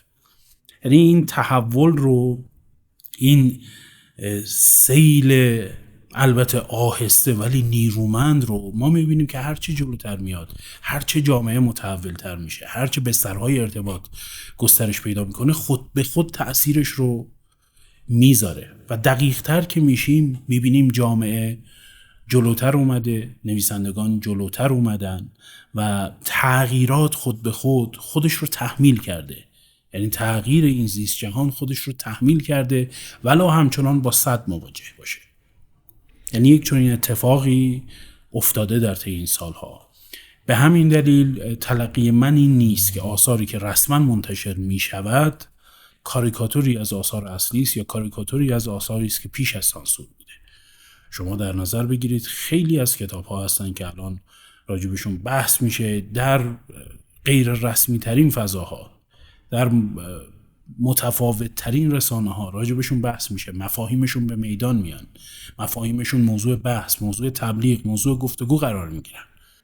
باور کردنی نبود شاید 30 سال پیش که فلان موضوعی که در فلان کتاب است، 1 مجوز بگیره، 2 اگر گرفت به فاصله چند ماه، چند سال اون رو از زبان مقامات رسمی هم حتی بشنوید، در گفتگوهای رسمی، در رسانه‌های رسمی بشنوید. این اتفاق افتاده و این نشون میده که کاریکاتوری نبوده. من میپذیرم زخمی شدن رو میپذیرم، بعضا قربانی شدن اثر رو میپذیرم، کاملا موضع من مشخصه، ولی بی اثر نبوده. نویسندگان ما نوشتن، ناشران ما منتشر کردن، زنده بودن و مؤثر بودن. در این هم تردیدی ندارم از این بر. خب یه موضوع این بین پیش میاد، فرامین شما درسته، اما این مسیر تو اجتماع هم، یعنی این روند در اجتماع هم همین مسیر رو طی کرده دیگه. 30 سال پیش هم یه سری از فرآیندهای اجتماعی رو شما فکر نمی‌کردی ببینی که امروز می‌بینی. آیا این به خاطر فشار اجتماعی، یعنی ناظر بر فشار نویسنده است، تعداد آثاریه که میره برای ریویو شدن توی وزارت ارشاد، مذاکره ناشره، یا نه یه مقداری وزارت ارشاد از حالت صلب بودنش در اومده، یا هر دوش؟ یعنی این فشار، یعنی وابسته است به همین فشار باعث شده که تن در بدن به این موضوع. این ترکیبی از این هاست، هم فشار اجتماعی، فشار نویسندگان، همون تغییراتی که در خود ساختار رخ میده. شما احتمالاً فیلم دیگران رو دیده باشید. بله. که یک کسی رو برای استراق سم میفرستن، پس از یه مدت خودش هم دچار تحول میشه. خب این در خیلی از موارد ممکنه اتفاق بیفته، ما نمیبینیم، ولی میتونیم متصور بشیم که کسی خواسته یا ناخواسته بعد از 6 ماه، بعد از 1 سال خوندن و سانسور متن‌ها کم کمک اصلا عادت بکنه به یک سری از متن‌ها، به یک سری از تعابیر. حساسیتی که روز اول، هفته اول، ماه اول داشته در سال دوم نداشته باشه. حالا چه بر اثر تفکر، تأثیرپذیری، چه بر اثر عادت یا عوامل دیگه. یعنی اینها دست به دست هم میده که ما تغییرات رو ببینیم. ما ببینیم که آنچه پیشتر غیر ممکن مینمود الان ممکن شده و آنچه امروز غیر ممکن به نظر میرسه 2 صباح دیگه ممکن بشه. وانگهی این اشخاص جامعه رو میبینن، جامعه‌ای که اینقدر شتابان تغییر کرده، اینقدر رو به جلو حرکت کرده، مرزهایی رو در نوردیده، خطوط قرمزی رو پشت سر گذاشته و بلا موضوع کرده. این جامعه آیا همچنان لنگ خواندن فلان اشاره فلان نویسنده از فلان کشور در فلان تاریخه؟ آیا مترصد اونه؟ اینه که خیلی عوامل تأثیر میذاره برای اینکه شکل سانسور، دامنه سانسور متفاوت بشه. این به معنای نادیدگیری سانسور نیست، به معنای از یاد بردن زهر سانسور، به معنای بی‌معنی بودن سانسور، وهن‌آمیز بودن سانسور نیست، ولی به معنای این هست که کسانی که سانسور میشوند تسلیم نمیشن. سانسور بهشون شکل نمیده. اگر هم بده تعیین کننده نهایی نیست. ما یک مفهومی، یک حسی داریم به نام مقاومت، به نام تداوم و اینا به نظر من مؤثر بوده. روی شکل‌گیری این فضا، تحول این فضا مؤثر بوده و هست. خب من امیدوارم، البته نمیدونم که نگاه امیدوارانه ای هست یا نه، اگه واقع بینانه بهش نگاه بکنیم صرفا شما خوشبین نیستی چون این اتفاق افتاده، یعنی مظروف به شکل ظرف در نیومده عملا، چون ادامه پیدا کرده و پیشرفت داره میکنه. یعنی نویسنده ها امروز با فشار بیشتری مینویسن، نظراتشون رو بیان میکنن، ولی خب باز هم کماکان حتی تو همین مسیر هم مسائل آزاردهنده‌ای هست. این که به عنوان مثال یک متفکر، یک اندیشمندی داره در رابطه با نوع نگاهش مطلبی رو مینویسه و او امروز داره مینویسه، امروز ناظر بر دانش امروزش، ناظر بر اتفاقات امروز، ناظر بر جامعه امروز مینویسه، این کتاب میره و در این چاه ویل اسیر میشه و معلوم نیست که کی از این چاه میاد بیرون و ممکنه ناظر بر مناسبات اجتماعی 4 سال بعد، 5 سال بعد، نه 10 سال بعد مجوز چاپ بگیره، در صورتی که اون اندیشمند امروز اونجوری فکر نمیکنه. و این نتیجه‌ای که امروز در حقیقت مجوز چاپ گرفته اندیشه 10 سال پیش اون اندیشمنده. و خب امیدوارم که این مسئله ختم به خیر بشه، در صورتی که خب میدونم که ادامه دار خواهد بود، موضوع قدیمی است، میگذرم دیگه از مسئله سانسور، به اندازه کافی فکر می‌کنم بهش پرداختیم. امیدوارم که علاوه بر نویسندگان، ناشران دغدغه‌مندی هم واقعا وجود داشته باشن که مذاکره بکنن سر این موضوع، فشار بیارن به دولت‌ها که بتونن یه مقدار این صد رو عقب‌تر برونن. هستن، جای ناشرانی هم هستن. موضوع دیگه‌ای که می‌خواستم بپرسم از شما اینه که فرهنگ کتابخوانی هم در مخصوصا در دهه اخیر خیلی دستخوش تغییر شده. به واسطه بروز و ظهور شبکه‌های اجتماعی، پادکست‌ها به ویژه در ایران خیلی الان رونق پیدا کردن و سرعت زندگی هم بیشتر شده. از اونور مشکلات اقتصادی نه فقط برای خریدن کتاب مد نظر هم نیست، مشکلات اقتصادی باعث شده مردم دو شیفت کار بکنن، زمان کمتری برای نشستن، تمرکز کردن، تورق کتاب داشته باشن و خب رو میارن به نسخه های صوتی کتاب، ای بوک ها و پادکست ها. سوال من اینه که اولا مطالبی در رابطه با مفهوم سرانه مطالعه در کشور منتشر میشد سالیان درازی و میشه و خب قیاس میشه با کشورهای دیگه. اول بفرمایید به بنده که این سرانه مطالعه چگونه محاسبه میشه؟ آیا دقیق هست؟ و اگر خیلی اختلاف قابل ملاحظه‌ای با سرانه مطالعه بین المللی داره، دلایلش رو در چی میبینید؟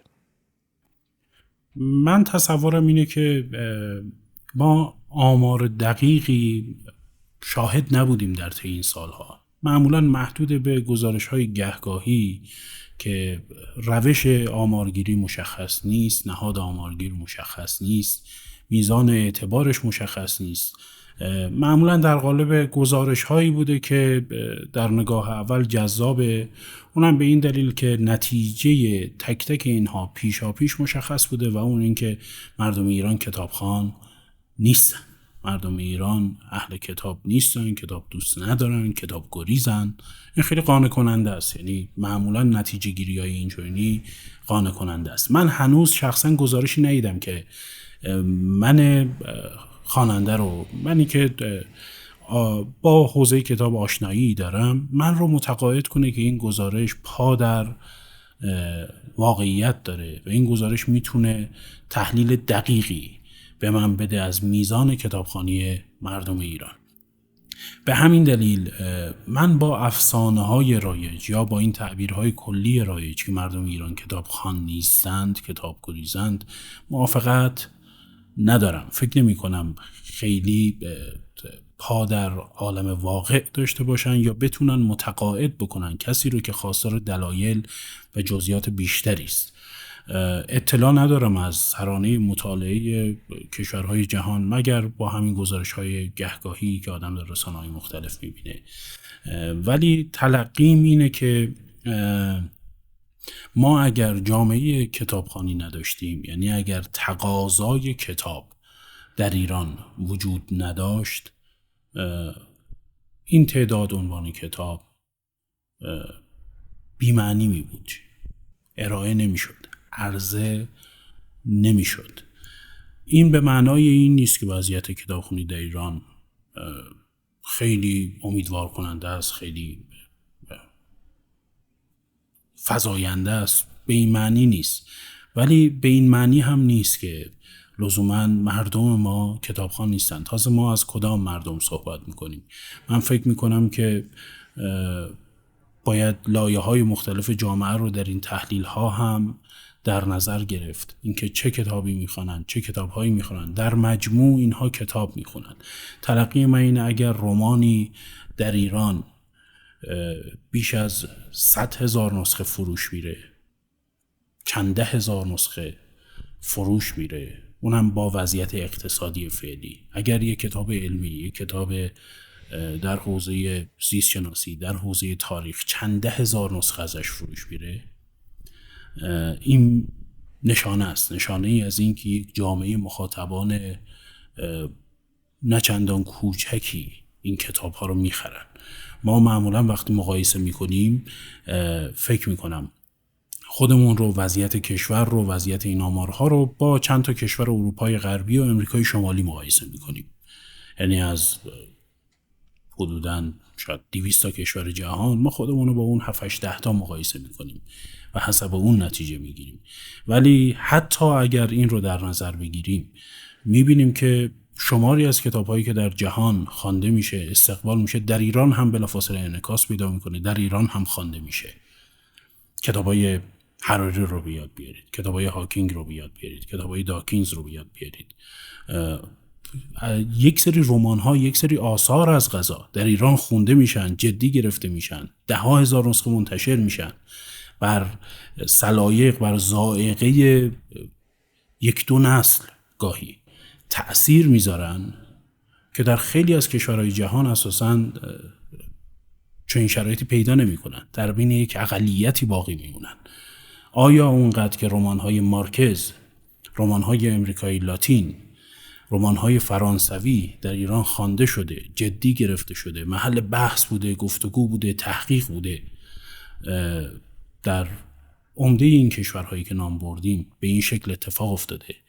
من معتقدم که فضایی که می‌بینیم، تعداد عنوان‌های کتاب، بازار کتاب به طور کلی حاکی از این نیست که ما جامعه کتاب نخوانی داریم و بعضن تکیه میکنن روی تیراژ کتاب. فکر میکنم ممکن بود شما در ادامه این سوال را مطرح کنید که خب پس این تیراژ کتاب چی میگه؟ من پیش بهتون پاسخ بدم. تیراژ کتاب صرفاً عاملش این نیست که مردم این کتاب خوان نیستن.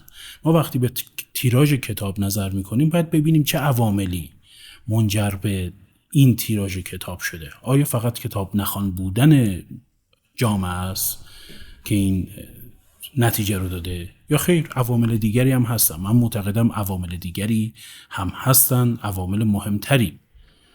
یک، وضعیت اقتصادی جامعه است، هزینه تولید کتاب و قیمتی که کتاب داره و در سبد خانوار ممکنه قرار نگیره یا خارج بشه با این وضعیت اقتصادی که در کشور شاهدیم.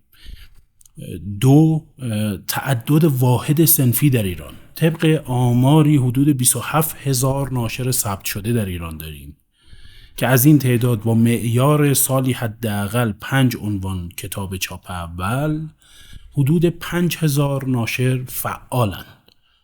خیلی رقم بزرگیه. یعنی رقمی، حالا آدم در یه بررسی کلی دوستی به این جنبندی رسیده بود که تعداد ناشران ثبت شده ایران از مجموع تعداد ناشران ثبت شده اروپا و امریکای شمالی بیشتره. یعنی یک کشور سرهم از اینها بیشتره. خب این تعدد واحد صنفی خیلی اوقات باعث میشه عنوانها تکراری باشن، باعث میشه تیراژ کتاب پایین بیاد، میزان مخاطبی که یک عنوان کتاب رو میخواد بخره و بخونه سرشکن بشه بین تعداد ناشران مختلفی و اینها تأثیرگذار میشه.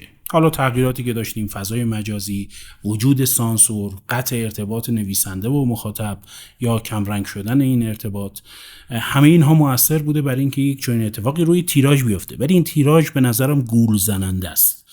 در نگاه اول بخوایم چنین نتیجه بگیریم، گول زننده است. اگر اون تعدد واحد صنفی رو به عنوان حتی یه عامل لحاظ بکنیم، اون وقت ممکنه به نتایج دیگه‌ای برسیم.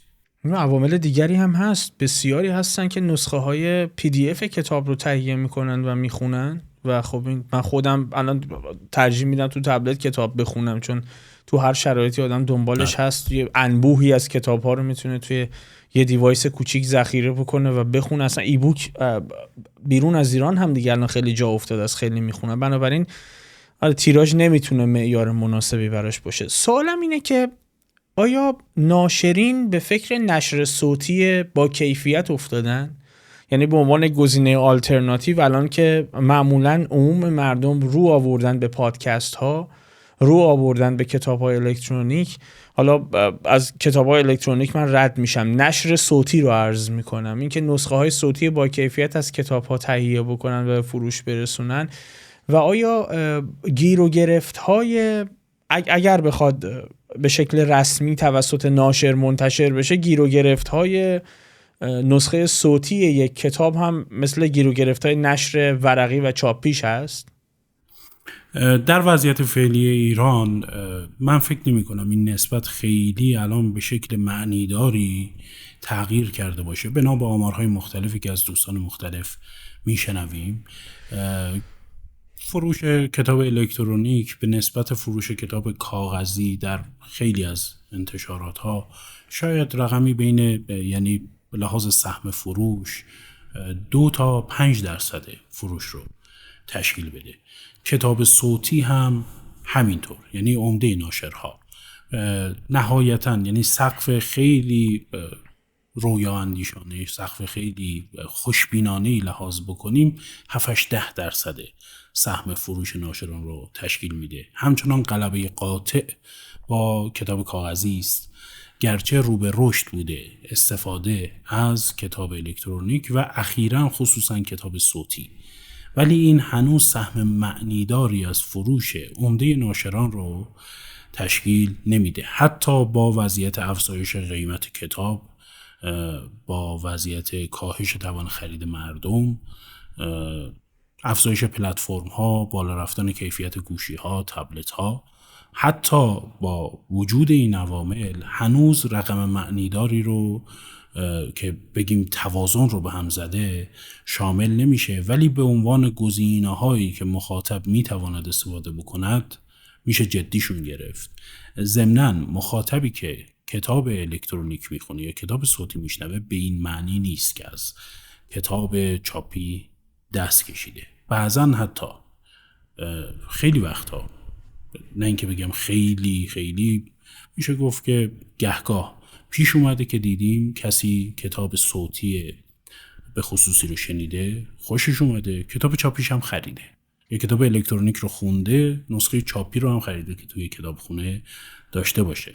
خیلی از ناشران اساساً از کتاب الکترونیک یا کتاب صوتی، بیشتر کتاب الکترونیک استفاده میکنن، توی اون بازار وارد میشن که یک تبلیغی بشود برای کتاب‌های چاپیشون. فعلا در ایران با چنین شرایط مواجه نیستیم. یک قید رو هم اضافه بکنیم، در مبحث کتاب صوتی صرفاً یا بیشتر بخشی از کتاب‌ها قابلیت کتاب صوتی شدن و شنیده شدن دارن، اقبال بیابن. رمان، کتاب‌های روانکاوی، کتاب‌های خودشناسی، کتاب‌هایی که صوتی شدنشون و شنیدنشون راحته.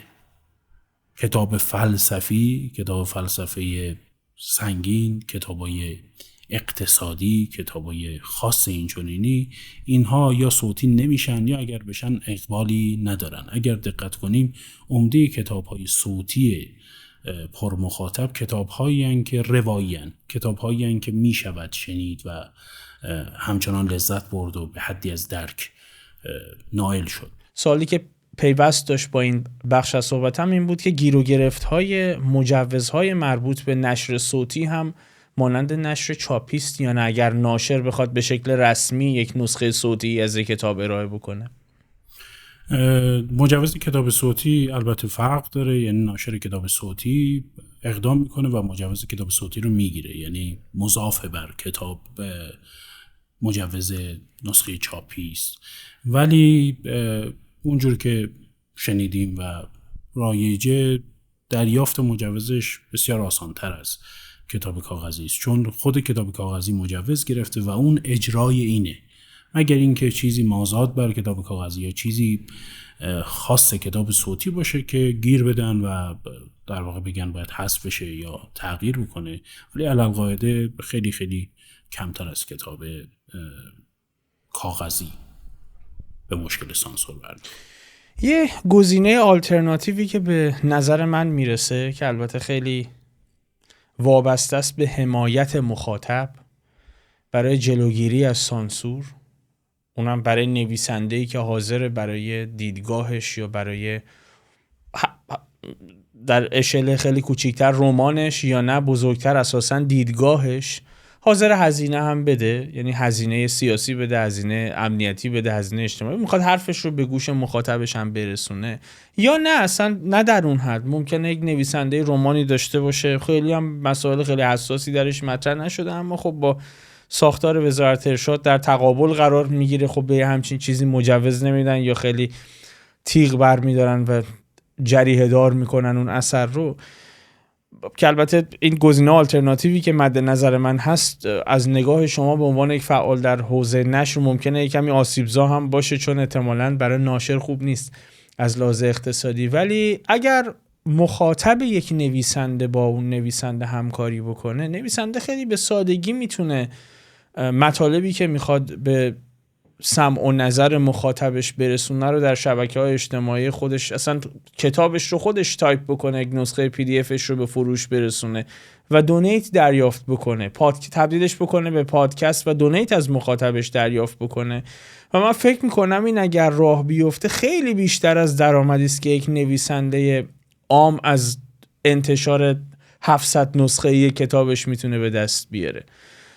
سوال من اینه که چی باعث جلوگیری از این اتفاق میشه؟ خب ناشر من میدونم که اینجا ضرر میکنه چون دیگه از این حلقه حذف خواهد شد، اما پیشنهاد شما برای این گونه از نویسندگان یا نه بیش از این پیشنهاد شما برای مخاطب یک سری نویسندگان خاص، مخاطبی که علاقه داره به یک نویسنده و میخواد حمایتش بکنه، اثر او رو حمایت بکنه و دلش میخواد این حمایت به نحوی باشه که اون نویسنده رو کمتر درگیر سانسور بکنه، پیشنهادتون چیه؟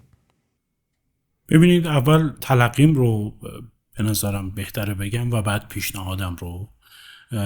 تلقیم اینه که آنچه گفتید راجع به یک گزینه آلترناتیو برای نویسنده ها، بله یک گزینه آلترناتیو هست، ولی نه برای خیلی از نویسنده ها. اندکی از نویسنده ها هستند که مخاطبان فعال، پیگیر و پیوسته‌ای دارن. اندکی از نویسنده ها هستند که توان اجرای آنچه می نویسند دارند، یعنی اصلا میتونن صوتیش بکنن، میتونن صوتی بگنش، تحلیلش بکنن. و باز اندکی از نویسنده ها هستن که توانایی تبدیل یک متن تایپ شده خام رو به یک چیزی شبیه تر به کتاب دارن. یعنی ما داریم راجع به اندکی از نویسندگان که این توانایی ها یا این بالقوگی ها رو دارند صحبت میکنیم و این شامل همه نویسندگان عملا نمیشه. دو اینکه ناشرها خیلی فعلا آسیبی از این تغییر، از این گزینه آلترناتیو آسیبی نمیخورن، آسیب معنیدار قابل توجهی نمیخورن. چرا؟ به این دلیل که عمده اقتصاد نشر رو الان ترجمه شامل ترجمه میشه و ترجمه است که تعیین کننده است اقتصاد ناشرها رو، درآمد ناشرها رو. تأمین میکنه. مادامی که ترجمه اینقدر فاصله داره، یعنی میزان آورده اقتصادی، سودآوری ترجمه اینقدر بیشتر برای ناشران، چندان از گزینه آلترناتیوی که اشاره کردید نگران نمیشن و آسیب نمیخورن. این مورد دومه. مورد سوم، تلقی من اینه که کتاب صوتی یا اجرای صوتی از یک نوشته لزوماً جایگزین کتاب چاپی نیست. کتاب چاپی شکل ارجاپذیریش، شکل بایگانی، شکل جایگیریش در فرهنگ یا جایگاهی که در فرهنگ ایران فارغ از حالا دیگر کشورها در نظر بگیریم فرق داره و همچنان خیلی از نویسنده هایی که اون گزینه آلترناتیو رو جدی گرفتن و استفاده کردن، اهمیت و تأثیر کتاب کاغذی رو هم مد نظر دارن و در این فضا هم سعی میکنن حضور داشته باشن. مورد چهارم همین که خواننده متعارف کتاب عادت کرده به این که کتاب رو یا عمده این خوانندگان کتاب رو در چارچوب کتاب ببینه، در جایگاهایی که کتاب عرضه میشوند ببینه و اونجا باهاش ارتباط برقرار کنه. کتاب فروشی مجازی یا امثال اینها. اما پیشنهادم به مخاطبان یا به نویسندگان، چیزی که من درک میکنم اینه که خب امروز هر نویسنده‌ای فراخور اینکه هر شهروندی میتونه کانال داشته باشه، صفحه مخصوص خودش رو داشته باشه، ارتباط مستقیم با خوانندگانش داشته باشه، چه بخواهد از این گزینه‌های آلترناتیو استفاده بکند چه نخواهد. بهتر این ارتباط رو تقویت بکنه، بهتر از اون جایگاه و چارچوب کلاسیک نویسنده نه بگم خارج بشه، بهتره یه مقدار این دامنه رو گسترش بده. یعنی اینکه محدود نمونه به این که کلماتی روی کاغذ بیاره و بسپره واسش تایپ کنن یا تایپ بکنه و بده بقیه کارهاش انجام بشه و سلام. یک شخصی باشه پشت 7 پرده که کسی بهش دسترس نداره، کسی باهاش ارتباط نداره، مواضعش رو نمیدونه، فراز و فرود احوالات شخصیش رو نمیدونه. بهتر ارتباط زنده‌ای با مخاطبش داشته باشه، ارتباط پیوسته‌ای با مخاطبش داشته باشه. بهتره بتونه صحبت بکنه، بتونه ضبط بکنه صدا، بتونه بشینه جلوی دوربین صحبت بکنه مستقیم با مخاطبش. خیلی از نویسندگان رو امروز میبینیم که یک چنین تصمیمی گرفتن. از ایشیگورا بگیریم تا موراکامی، تا مارگارت اتوود، تا خیلی نویسنده های دیگه، میبینیم که اینها وارد این فضا شدن، این رو هم جزئی از جهان نویسندگی میبینن، این شکل ارتباط رو، و این کمک میکنه به این که کم کم اون فضاهای آلترناتیو ممکنتر و مؤثرتر بشن. پیشنهاد من به مخاطبان اینه که، یعنی کتابخوانان، اینه که اگر نویسنده یک چنین مجال‌های، یک چنین گزینه‌هایی رو هم انتخاب کرده و به سمتشون آمده، زمانی که احساس میکنه که خب من از این طریق میتونم نوشتم رو، فکرم رو در اختیار مخاطب بذارم، ما این رو خارج از اون چارچوب رابطه نویسنده مخاطب نبینیم. به این فکر کنیم که چطور میتونیم زمینه‌ای فراهم بکنیم، کمکی بکنیم که این نویسنده مورد قبول ما بتونه بنویسه، بتونه زندگی بکنه، بتونه از پس این هزینه‌های زندگی که هممون تجربه میکنیم بر بیاد و امکان نوشتن داشته باشه. به نظر من یکی از بهترین راهاش همین رابطه حمایت در چارچوب دونیت یا حمایت‌های اینچنینی است که یک نویسنده رو بتونه به آن حرفه نویسندگی نزدیکتر نگه بداره.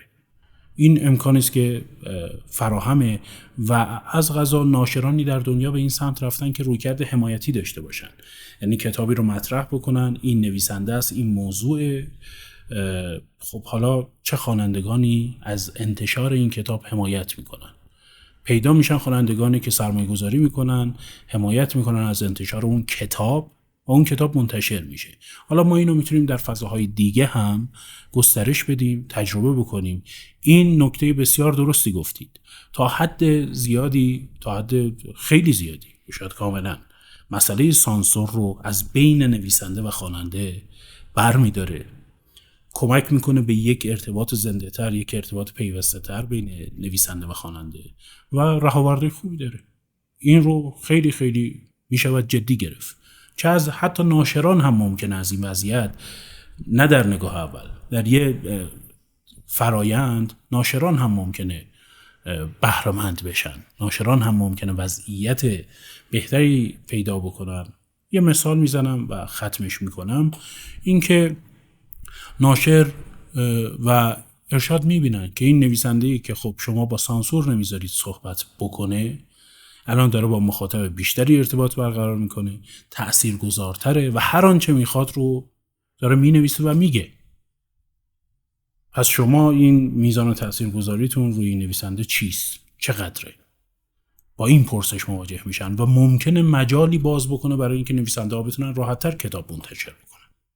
بعید نیست. میتونه یکی از عواملی باشه که از تسلب اون سانسورچی هم جلوگیری بکنه، به خاطر اینکه و خیلی برای من عجیبه این موضوع هنوز توی ایران جا نیفتاده. من درک میکنم که شرایط اقتصادی توی ایران متاسفانه خیلی ناهمواره، ولی این موضوع تو غرب کاملا جا افتاده. یعنی از حوزه رسانه تصویری شما بگیرید تا دونیت کردن به نویسنده مورد علاقه، به تولید کننده محتوای مورد علاقه، مخاطب سعی میکنه از اون چیزی که براش ارزشمنده خارج از مبادی رسمی حمایت بکنه، چون به حال متوجه چالش‌های بوروکراتیک انتشار یه اثر میشه، چه داخل ایران چه بیرون از ایران، و این خیلی کمک کننده است چون دست اون نویسنده رو باز میذاره. من ابتدای صحبتمون عرض کردم نویسنده هنرمند اصلا برای خلق یک اثر نیاز هست، اگر اون اثر دغدغه‌مند قرار تولید بشه، نیازمند اندیشه است. یعنی اندیشیدن نیاز داره و اون خالق اثر چه هنرمنده چه نویسنده است نیازمند اینه که یه فراغ بالی بتونه این کار رو انجام بده. یعنی درگیر یک سری از مسائل نباشه که بتونه از خلاقیتش بهره مند بشه و این به دست مخاطب قابل حل به نظر من. یعنی مخاطب یک هنرمند، مخاطب یک نویسنده میتونه حمایت ازش بکنه و یک بخشی از دغدغه‌هاش رو کم بکنه. پیشنهاد شما برای نویسندگان نوپا و کتاب اولی چیست؟ پیشنهاد من اینه که نویسندگان نوپا به این توجه بکنند که مخاطب رو ناشر نیست صرفاً و لزوماً که باید برای شما بسازد، پدید بیاورد.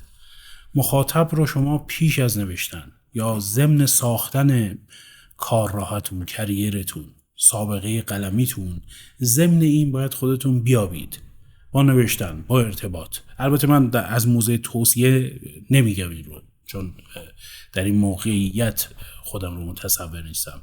به عنوان یه خواننده که نویسندگان این رو دیدم که این کار رو کردن و موفق تر بودن و نویسندگانی که نکردن و موفقیتی به دست نیاوردن. من تلقیم اینه که نویسنده‌ای که میتونه مخاطبش رو یا دست کم بخش قابل ملاحظه ای از مخاطبش رو، مخاطب نوشته‌هاش و در نهایت مخاطب اثرش رو خودش پدید بیاره، خودش بسازه، خودش ایجاد بکنه، نویسنده‌ای است که از قضا ناشر هم در مواجهه با اون بیشتر روش حساب میکنه. یعنی ناشر پیرو همون موارد کلی که تاثیرگذارن روی انتخاب اثر، ناشر وقتی با نویسنده‌ای مواجه میشه که میبینه این خود این نویسنده چند صد تا چند هزار تا مخاطب داره که متناشو میخونن، واکنش نشون میدن، درگیرن با متناش، مسئله شونه متناش، در انتخاب این که با این نویسنده همکاری بکند حتما تأثیرش میده این گزینه رو. یعنی این جزئی از سابقه نویسنده تلقی میشه. صرفا این نیست که خب اثری تا به حال منتشر نکردی، بله این بخشی از اون سابقه است، بخشی از اون رزومه تلقی میشه، ولی بخشی هم اینه که خب این کار رو نکردی ولی آیا شناخته شده هستی در بین گروهی از مخاطبان، ارتباط و تأثیر داری بر این مخاطبان، این هم مؤثره. و ما دیدیم عملاً توی خیلی از انتشارات ها، از انتشارات های متوسط تا انتشارات های بعضاً معتبر، این یک عامل موثر بوده. پیشنهاد من به نویسنده های، پیشنهاد من خواننده، من آشنا با فضای نشر ایران، به نویسنده های نوپا، نویسنده های تازه کار، اینه که این مبحث رو جدی بگیرن. این هم جزئی از نویسندگی است، جزئی از نویسنده بودنه. 3 کتاب یا رمان که پیشنهاد شماست اهل مطالعه بخونن. خیلی کتاب ها میشه پیشنهاد کرد و ممکنه در لحظه آدم نتونه احضار بکنه، حافظه نتونه کمک بکنه. اون تا 3 کتاب بخوام پیشنهاد بدم به خوانندگان، یه رمان میتونم پیشنهاد کنم که خیلی کمتر از آنچه به نظرم شایستگی داره در ایران خونده شده. رمان تزار عشق و تکنوست. تزار عشق و تکنو نوشته آنتونی مارا. این رمان به نظرم میطلبه که بیشتر خونده بشه، جدی‌تر گرفته بشه و خواننده ها بیشتر سراغش برن. اثر دیگری که میشه پیشنهاد داد، البته این اثر خب خیلی خونده شده ولی خب اثر بسیار مهمیه، هر کسی میتونه بخونه و هر کسی باهاش مواجه بشه احتمالاً مواجهه کم سابقه‌ای تجربه بکنه و اون کتاب شهریار ماکیاولی است. بله. ترجمه داریوش آشوری. نوع نگاه به سیاست رو، به جامعه رو، به جهان رو، سیاستمداران رو به نظرم برای هر کسی میتونه تغییر بده تا همیشه. بله. البته احتمالاً کسی احساساتی بخواد نگاش بکنه شاید براش تلخ هم باشه، ولی واقعا رئالیستی، کتاب عجیب و غریبی این کتاب. بله کتاب بسیار بسیار مهمی است. کتاب دیگری که بخوام پیشنهاد کنم، یه رمان یه نویسنده ایرانی در تبعید نوشته، تو سایت شخصی خودش منتشر کرده. رمان بسیار خوبی است، بسیار خواندنی است و ای کاش مجالی بود که خیلی افراد بیشتری رو میشد ترغیب کرد که این رمان رو بخونن. به نام سورة الغراب نوشته محمود مسعودی. من پیشنهاد میکنم که این رمان رو هر کسی که رمان خونه، خصوصا رمان فارسی، حتما بخونه. 3 کتاب یا رمان که مشهورن، زیاد خونده شدن و به نظر شما ارزش خونده شدن ندارن چی؟ سخت گفتن این. نه من تا دلتون بخواد الان تو ذهنم هست انقدر کتاب راجع به روانشناسی زرد هست که خیلی خونده شده و ارزش خوندن نداشتن که، ولی میخوام نظر شما رو بدونم. بله. 190 کتاب یا شاید همه کتابای مشهور تو این حوزه صنعت موفقیت مشمول این حرف شما هستن، یعنی میشه گفت همشون. ولی حالا چیزی که به ذهنم برسه، بخیر یه مورد مثلا یک کتابی من دیدم یا کتاب‌های این شکلی، حالا من این رو مثال میزنم ولی هیچ ذهنیتی ندارم مثلا نویسنده کیست. یک کتابی من دیدم که نوشته‌های خورده اینستاگرامی یه نویسنده است، نام تکه‌هایی از یک کل منسجم.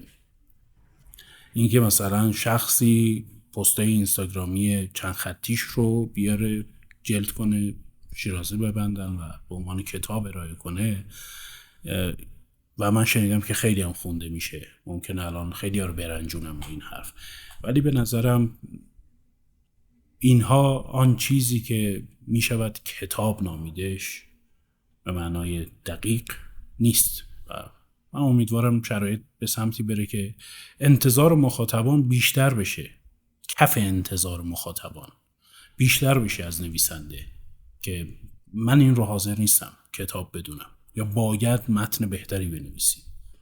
رمان هم یه دونه مثال بزنید برام. رمان‌های جوجو مویز. حالا من دوستانم هم ممکنه ناراحت بشن ولی رمان‌های جوجو مویز، البته اینها رمان همه‌خوانه، رمان عامه پسنده.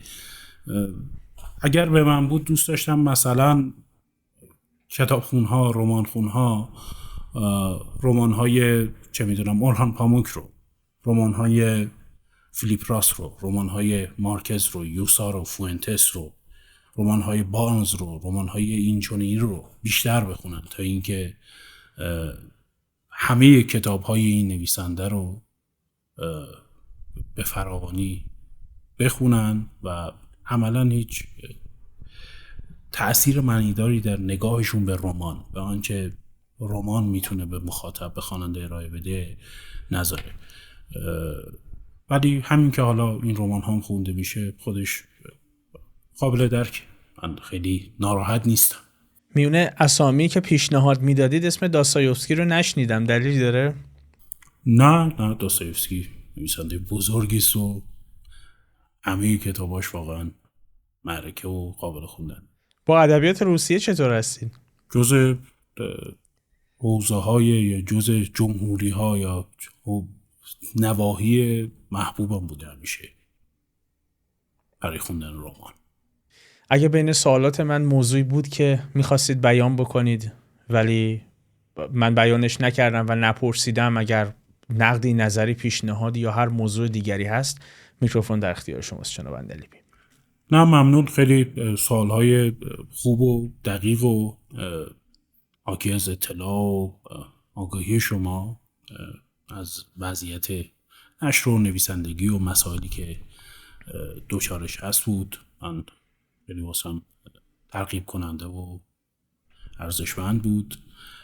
امیدوارم که بشود و بتونید در آینده با خصوصا یک مترجم، خصوصا یک ناشر در این مورد گفتگوی دقیق‌تر و عمیق‌تری داشته باشید و این روند ادامه پیدا بکنه. فکر میکنم که نتایج خوبی داره اینکه خواننده بتونه نویسنده و ناشر رو، پیچیدگی‌های کارشون رو، گرفتاری‌هاشون رو، خواسته‌هاشون رو، مصائب و مسائلشون رو بهتر بشناسه. خیلی قدم خوبی است. امیدوارم من اشاراتم تا حدی نوری انداخته باشه بر تعدادی از اینها و امیدوارم این روند ادامه پیدا کنه. دست شما درد نکنه. خواهش میکنم. محبت خیلی روشنگر هم بود اتفاقا گفتگویی که داشتیم، بخشش حتی برای من، و معتقدم که گفتگو در این رابطه انتها نداره و مخاطب معمولاً مخاطب حرفه‌ای رو عرض نمی‌کنم که ممکنه درگیر نوشتن کتاب هم شده باشه. مخاطب عام معمولاً به فروشگاه مراجعه میکنه، یک اثر رو، یک کتاب رو تهیه میکنه، شروع به خوندنش میکنه، شاید حتی تایتل کتاب رو بدون اسم نویسندش رو، نه راجع به مخاطب عام دارم صحبت میکنم، و شاید دغدغه نویسنده رو به خوبی ندونه ناشر چه رنجی ممکنه بکشه که کتاب رو منتشر بکنه، ندونه نویسنده بابت این مطلبی که نوشته اساره وجودش رو در اون قرار داده، فکر کرده، اندیشیده، عمر براش گذاشته و صرف کرده، چقدر اصلا عواید مالی آیا براش داره نداره، چگونه میشه ازش حمایت کرد. و تو این وضعیت بغرنج اقتصادی دست و دلش بلرزه که بره کتاب تهیه بکنه. من نمیدونم الان قیمت رمان 300-400 صفحه‌ای داخل ایران چقدر هست. کتاب مثلا رمان 400 صفحه‌ای جلد نرم حدود 420,000 تومان، جلد سخت بیش از 500,000 تومان. خب شما اینو اگر قیاس بکنید با حقوق وزارت کاری که پرداخت میشه، رقم بالایی به نظر میاد، در صورتی که واقعا ارزش یه رمان با کیفیت، یه کتاب با کیفیت، شما قیمت دلاریش رو بخواید بسنجید بیشتر از این حرف هست. و خب دست و دل یک مخاطب عام ممکنه بلرزه برای اینکه کتاب تهیه بکنه، بخره، به نظرش این مبالغ زیاد بیاد. این امروز با علم به این که چقدرش ممکنه سهم ناشرش باشه، چقدرش ممکنه سهم نویسندش باشه، نویسنده چند وقت پیش این رو نوشته، زیر جراحت سانسور این اثر به چه شکلی در اومده، چقدر رنج کشیده، اطلاع داشته باشه اگر مخاطب که چه اتفاقی برای کتاب میفته که به دستش برسه بخونه، شاید حاضر باشه بهای بیشتری براش بپردازه، وقت بیشتری. مهمترین بهایی که میتونه بپردازه وقتیه که صرفش میکنه. ممکنه بهای بیشتری براش بپردازه و این فرهنگ عمومیت بیشتری پیدا بکنه. من هم مانند شما موافق این که سرانه مطالعه در ایران پایین هست نیستم، به واسطه اینکه سنجه دقیقی نداریم، یعنی نحوه سنجش درستی نداریم بابت اینکه سرانه مطالعه چقدر هست. بنابراین معتقد نیستم این گونه است. معتقدم که کورسو ته تونل نشد، یک پروژکتور ته تونل باشه و خب این فشاری که نویسندگان، ناشران میتونن بیارن به ساختار سیاسی اجتماعی کشور که یه مقدار این میله های قفس سانسور رو عقب‌تر ببره، من فکر میکنم میتونه ناظر بر حمایت مخاطب باشه. یک نکته گفتید خوب به یاد من انداختید، میشد بگم مثلا ای کاش از این مثال زده میشد. این خیلی نکته مهمی بود، این که قیمت کتاب آیا در ایران بالا هست یا نه. بله من موافقم که قیمت کتاب بالا نیست، گرچه خریدش برای مردم به خاطر کاهش قدرت خریدشون